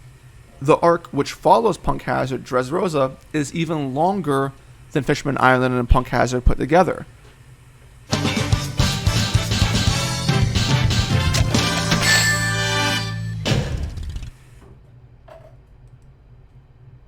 Oh, also, are you aware of the time bomb? I presume you're not. What time bomb? You see, for some reason, he thinks some of the pre-time skip and all of the post-time skip. Oh yeah, post-time skip has a quote-unquote time bomb where Oda implants a thing where he has to hasten the ending of an arc, like with Smiley and the Land of the Dead and the Noah in Fishman Island, and I guess the bird cage in bird cage. He's saying that a cliche thing of, hey, this is going to destroy shit if we don't stop it, is he thinks that's a time bomb kind of issue. This is happening. No, the implication of a time bomb very different from the last one. The implication of a quote-unquote time bomb is a bad thing for the story because that's dumb because almost every shonen does it. That doesn't mean it's a good thing. I'm just saying he thinks Oda implementing this in the post time skip is him saying that he's trying to find a way to rush the ending of the story. So the same thing could be said about Alabasta. There was legit a bomb there that they had to stop. I don't know if he liked or disliked that, but he did bring that up. CP9. Also, in Baratier, there's poison gas. They had to defeat him before the poison gas was still there. There's multiple time bombs in One Piece. Yes, but he has a specific problem with it in the post time skip. Why do I keep on saying pre? I think the man just had an issue of the time skip, he thought it was underwhelming, so he spent his whole entire life hating it. I think so. Because he really hates Whole Cake and Sanji. For whatever reason. Oh yeah, and if you noticed, the princess counter, and if you know anything about Dressrosa. Yep. I mean, Luffy has saved multiple princesses. I don't think that's that bad of an idea. I mean, we got Vivi, Shirahoshi, Rebecca, Himori. What's her name again? The Princess of Manchuri? Wano? Oh. I don't know Also, that one. Hiyori.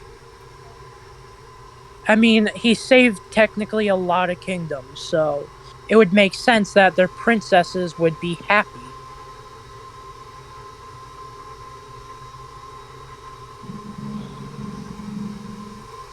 But Dressrosa is something that we're going to have to wait to handle. This video has gone on for a long time, and I think that this is a good place to stop. I've given you my generic rundown for my beliefs on One Piece, and I provided you 3 arcs of analysis to try and explain my thought process on how I break things down. I can imagine that there are already going to be divisive opinions regarding the things that I've said, and I expect and welcome the conversation. I hope that this video has met the expectations of the people that have been waiting for years. I'm sorry that I couldn't get it to you sooner. And I hope that people old and new stay along for future editions. The job isn't finished yet. The more that I break things down in future arcs, especially the more important arcs, the more I will try to make my case even clearer. If we said the same thing about pre-time skip, he would just probably flip his lid. The man, like, we could say the same thing about every arc. By going by his logic, everything in One Piece is bad. By his logic. So why does he have only a problem with the time skip? Ugh, why didn't Luffy just punch the Sea King? What are you, weak? I'm thoroughly convinced that Dritz is just a closeted One Piece hater. Like, he has nostalgia for the pre-time skip. And then as soon as he got to the post-time skip, I guess he realized he didn't like it, but he's like, oh, but I like the pre-time skip, so that means there must be something wrong with it, when it's probably just nostalgia. Yeah, the man. I'm just trying to... If we use his same logic on the pre-time skip every arc, it's going to end out the exact same. Everything is shit if we use his same logic. How many times in this video has he mentioned things from the pre-time skip, like specific things, not just general things? I don't think he went back to read it. A lot of things. He talked about... I just remember him calling Kaku a goon.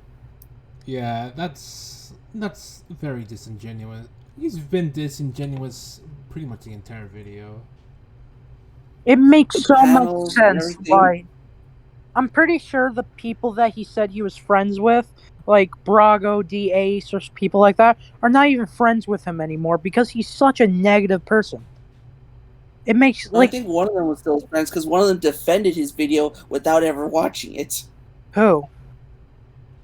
I don't remember. I think it was like JD Legend or something. I mean, it was someone. He does. Also, I still find it funny. Like, he says he welcomes like conversations. I've checked like the YouTube comments. I've not seen him comment one thing. He just has not responded to a single person. It would tell you if it did, because it would say like it would show like his name within like the replies. Like, I can understand defending your friend, like it's your friend, but at a certain point you have to understand that they have bad takes. Meme, even on Twitter, he's not really responding to people. Every now and then he'll pick out a tweet that says, every now and then he'll pick out a tweet that says like, Driss is stupid, and he'll be like, see, everyone only talks about me in a negative light and doesn't say anything about my video. Oh, so hey, remember the Black Excellence post? Oh, how could we forget? Yeah, and like he makes some of the weirdest tweets. Like, what? He was like trying to say like, person who had a negative opinion on think a certain chapter of One Piece. He's going like, dude, you can't have that, or else how could you have such an opinion? I'm gonna throw up. I gotta get a new keyboard. You were such an excellent black tuber. Now I gotta search elsewhere. A what? No, wait.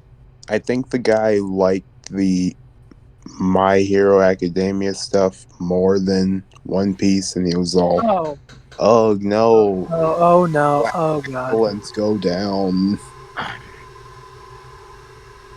Oh yeah, oh god, oh now, yeah, now I'm fully remembering. Yeah.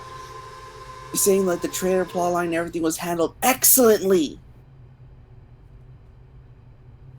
I'll post it in chat just so everyone can see it The again. only thing that was good in the traitor plotline that it kind of was a little bit of a twist to the invisible girl to sparkling guy. That is the only good thing that he baited switch us, but it was still such a horrible thing. Like there's only one good thing out of 99%. That doesn't make it can't even good. say that's good because like, how did they hear about it when they're so far away from them? Because at that distance, those parents have to be yelling it out loud. If they're present, Mike, then I understand. But goddamn. Not to mention the fact that the dad is pretty much reiterating his entire history right back at him. You know why you're doing this. Let me explain it because the audience doesn't know. And it's such stupid that it's another kid born quirkless, even though it's supposed to be very rare. I thought that was kind of weird. Like, it would have been cool if only 2 people. I'm still just questioning how did he get belly button laser of all things? Was he given that? What did he pick it? That's the one thing I want to know. Was All for One just going, yo, this power sucks, you take it? Hey Probably. kid, do you want the power to perceive time faster and basically have super speed, or belly button laser that makes you shit? It was either that or the spray bottle head. The spray bottle head. I forgot that existed. His life is pain. Darn, why does no one take the spray bottle? It shoots acid. Imagine secretly that's the biggest, like, strongest quirk. If that's what the spray bottle could do, it possibly can be. The only one who could stand up to it is Glass Man. Every particle of liquid it shoots is a mini atom bomb. Drizz's new tweet from 7 minutes ago reads exactly like this. Damn, bro, why Virgo taking shots at, I don't fucking know how to say that name, like that? That white woman must have poisoned his mind. What the Monet? what? Virgo? Hold on, let me see this. Taking It's shots 7 minutes ago. like that. Anime After Dark. It's 7 minutes ago. Damn, on his bro, Twitter. Why is Virgo taking Damn, bro. shots at Latinos like that? That white Or woman must Latino. have I poisoned- can't even see that. I'm just, but like, what? Half of Dritz's tweets are incomprehensible. I don't love the comment that's right underneath it. Nani? So wait, is he trying to complain that because with the anime, because I really couldn't tell what skin tones were what, like that he was attacking like people that looked like they could be Latino? Is this guy just straight up racist? Oh yeah, he is. Yeah. Yeah, it makes sense. Yeah, it makes sense. After when I saw that black tweet, I was like, "What?" When I saw him do a very racist depiction of a Japanese person, I was like, "What?" The only time that anyone should do that is when they're like 5 years old and Never. they have no idea. The only excuse that you can make is if you did it when you were like 5 years old. That's the only excuse I would not an ever. excuse, because who taught you to do it when you were 5? Yeah, true. We all done dumb shit when we were 5, though. Park taught me. Yeah, South Park is excuse.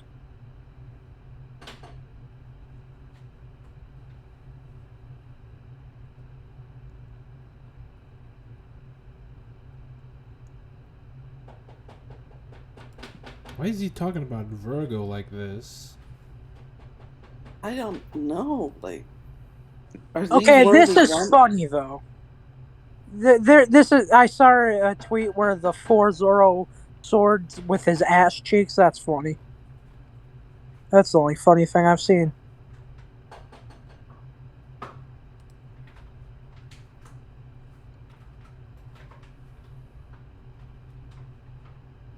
Her. You know, I don't like it when I say this, but I don't like it when I say people don't deserve something. But this man does not deserve the greatness of Guts and Berserk. He does not deserve a good story like that.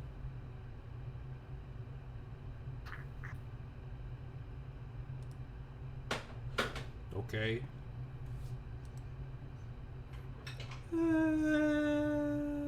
Now what?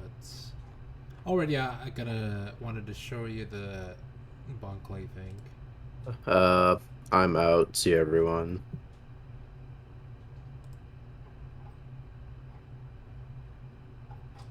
Yeah, I think alluding I'm to the good. Yeti I Cool need to Brothers go quote eat unquote food. killing them. You guys Whatever. need to go and eat. Authors and Oda need to stop doing this. It doesn't work and it never will. In chapter 666, Ironic. with the cover story series From the Decks of the New World, He's not Bon funny. Clay is He revealed is to be not funny. alive and is the new queen of level 5.5 in Impel Down. 最強最強最強おかまウェイあ最強最 Dude, 強 please stop it. Ow. Oh, this hurts. Oh god, he's not funny. He is not funny. If it was It's fine. if it was ironic, if he did it as a joke saying knowing it's bad, it would have been funny, but he actually thinks this is funny. That's the worst part. おかまウェイ This has nothing to do with the plot of Punk Hazard, but it's something that I want to take the time to talk about for a second, because there is a conversation to be had when it comes to death in One Piece and the consequences of toying with its writing. Bon Clay had one of the most memorable moments and emotional sacrifices in the story. His presence within Impel Down is so strong that it caused many fans to fall in love with his character, myself included. In every sense of the word, Bon Clay feels like a Straw Hat. I have a closer connection to Bon Clay and his dynamic with Luffy than I do several of the Straw Hats. Bon Clay stayed behind so that Luffy and company could carry on towards Marineford, all for a chance at rescuing Ace, which makes it bittersweet because, as we know, at the end of the day, Luffy... I'm now thinking this. I'm sorry if you hear something in the background. Does he actually like his character, or does he actually like when he sacrificed himself for everyone else? Yeah, you have a good point, because he never mentioned the screaming at the door, saving him during the icy area, and sacrificing himself at Alabasta. There's so many moments to show that he's been good since before this moment. I'm not referring to stuff like that. I meant his actual character. Oh. His little moments when he was talking with the other number agents in Paula's Probably cafe. not. When he was introduced and for God's sakes, so on and so forth. Probably not. I think he only cares about him because he saved Luffy. fails and Ace dies anyway. Marineford is the arc that made One Piece. A vast majority of the current fanbase. And then he says that Marineford is the arc that made One Piece. I wouldn't say it made One Piece, but it is easily the most popular. It is one of the most popular. You can say that. I wouldn't say it made One Piece. I mean, why wouldn't it be the most popular? It has all the guys. Look at all the people doing the fights. If we're doing a poll with thousands of people Marineford's either going to be number 1 or number 2 and 3. I don't believe anything is passing it. I wouldn't like it's definitely the top 3 most popular, but it's not the like easily that made One Piece. No, so what does it mean that it made One Piece? I mean, if we're talking about what made One Piece like the best at the start, a lot of people have different answers. Some people say Baratier, some people say Alabasta, some people say Arlon Park. There's no answer to what made One Piece. What does it mean it made One Piece? No one knows. I mean, heck, you could just be me and, hey, this is interesting. I'm gonna keep reading. It didn't catch up to One Piece until long after the time skip. And the current fan base did for it is the arc that made One Piece. A vast majority of the current fan base didn't catch up to One Piece until long after the time skip. And most people, when they are in the process of catching up, watch the anime first and then switch over to the manga for the weekly format. The story is now in Wano. If you caught up to the story, just because you caught up, you were that doesn't make One Piece. Is that what he's defining? What made One Piece is by catching up? No, he's saying I did this thing, so most people also did it. He's giving me a stroke of how horrible his takes are. I think it's because how much of a VIP was Bon Clay is what made One Piece, I presume? Because I still don't know what makes One Piece. Because that point is quite ridiculous.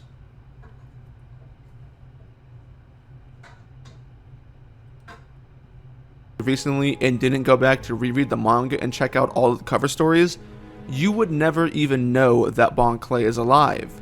Anime onlys are completely ignorant to this, and for good reason. Most people would assume that Bon Clay was killed by Magellan because the circumstances that he was left in weren't pretty. Let's go back in time to recap and you'll understand.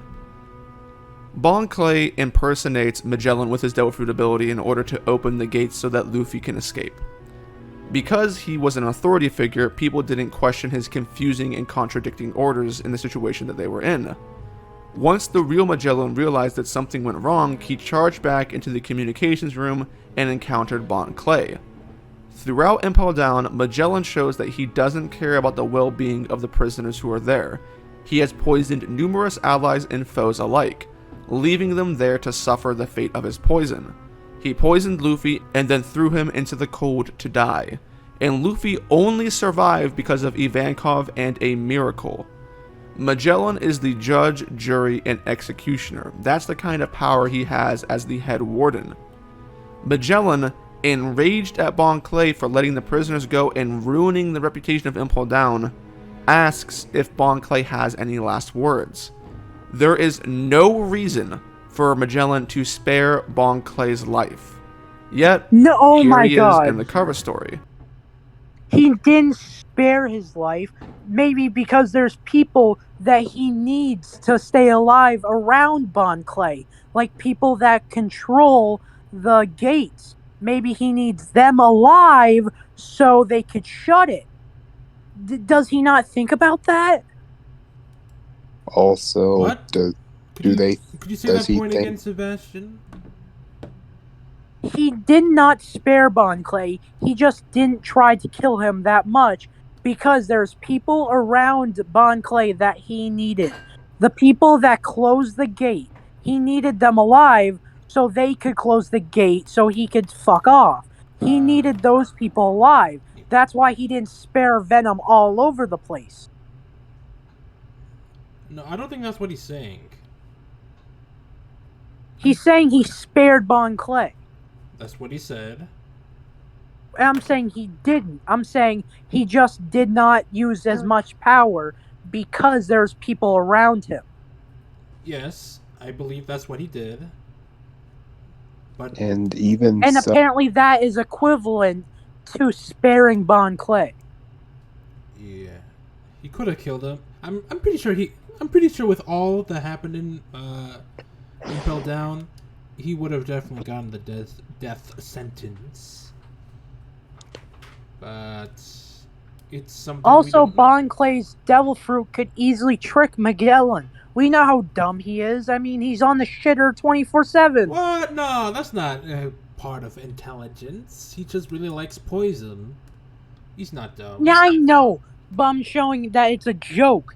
That his intelligence is a joke as well. Like, What? It makes sense. Magellan isn't dumb. Are you sure about that? I'm certain of that. He's not Luffy dumb, but I'm saying like he's Zoro dumb. He has dumb moments, but at moments he's very smart. What do you mean? I remember scenes of him like Boa Hancock, like he was serious, then just like switches up. He's like, okay, there's moments where he's acting dumb. Remember his vice warden? He kept bickering back and forth against the vice warden. That's just his character. Yeah, that like he's not that smart. That's not a factor of intelligence. That's him being expressive. Plus, it's Boa Hancock, the most beautiful woman. Even what's his name again? Momonga was infatuated. Just because he wasn't Awuga doesn't mean so on and so forth. It's just him expressing his feelings. I swear I remember scenes where he just acted like a buffoon. It's been so long, but I swear there's scenes where he was a total dumbass. I know what you mean. I see the clips in my head that helps make your points, but I have to say those clips are not a show of incompetence. It was just him emoting. True, but it could also mean the other way. How? And I'm still just on the camp of, hey, the Kama probably have reserves because Magellan leaves goop everywhere. Yeah, people might get poisoned. He didn't go full Luffy with the poison. But maybe. Let's just continue the video because I'm already having a stroke over here of how bad this video is. I'm just saying Magellan isn't dumb. He's just a character. Yeah, I know. It's just I swear I remember stuff and it's been so long. Okay, with Hancock in the elevator, he had a moment there where he made a funny face, and then the thing. I should probably drop the topic, but I still want to talk about this. Magellan isn't dumb. He's not dumb. I just think he is not. He's not dumb. It's just he's not like oblivious. It's hard to explain. I think he's not that serious to certain stuff, which made him kind of like easy to manipulate. I can agree there, since he still eats poison, yet he stays on the pooper like 8 hours a day. He's not dumb, it's just he's easy to manipulate because he's such an easygoing guy at some point. I guess that's fair. We don't really get to see Magellan not doing his job, but that's a possibility. He could be the easy. Every time we've seen him like slack off, we've seen him just like not care about anything. Not even his job. We've seen him just like, I don't care. So like he's so easy to manipulate at that aspect, which kind of just shows that like he's not the smartest, but he's smart enough to understand, but he's just so not that smart that people can easily manipulate him. Wow. Probably he got manipulated by Bon Clay by turning into someone else when he wasn't looking. That is most likely the common scenario. You could. There's only one time when it was Hannibal, and that time Hannibal was beaten up. So it wasn't really much of an exchange between those two where he could deduce that it was a different person. So I can't argue about that scene. Well, I'm gonna go. It's late. Well, alright. See ya. Good night. Good night.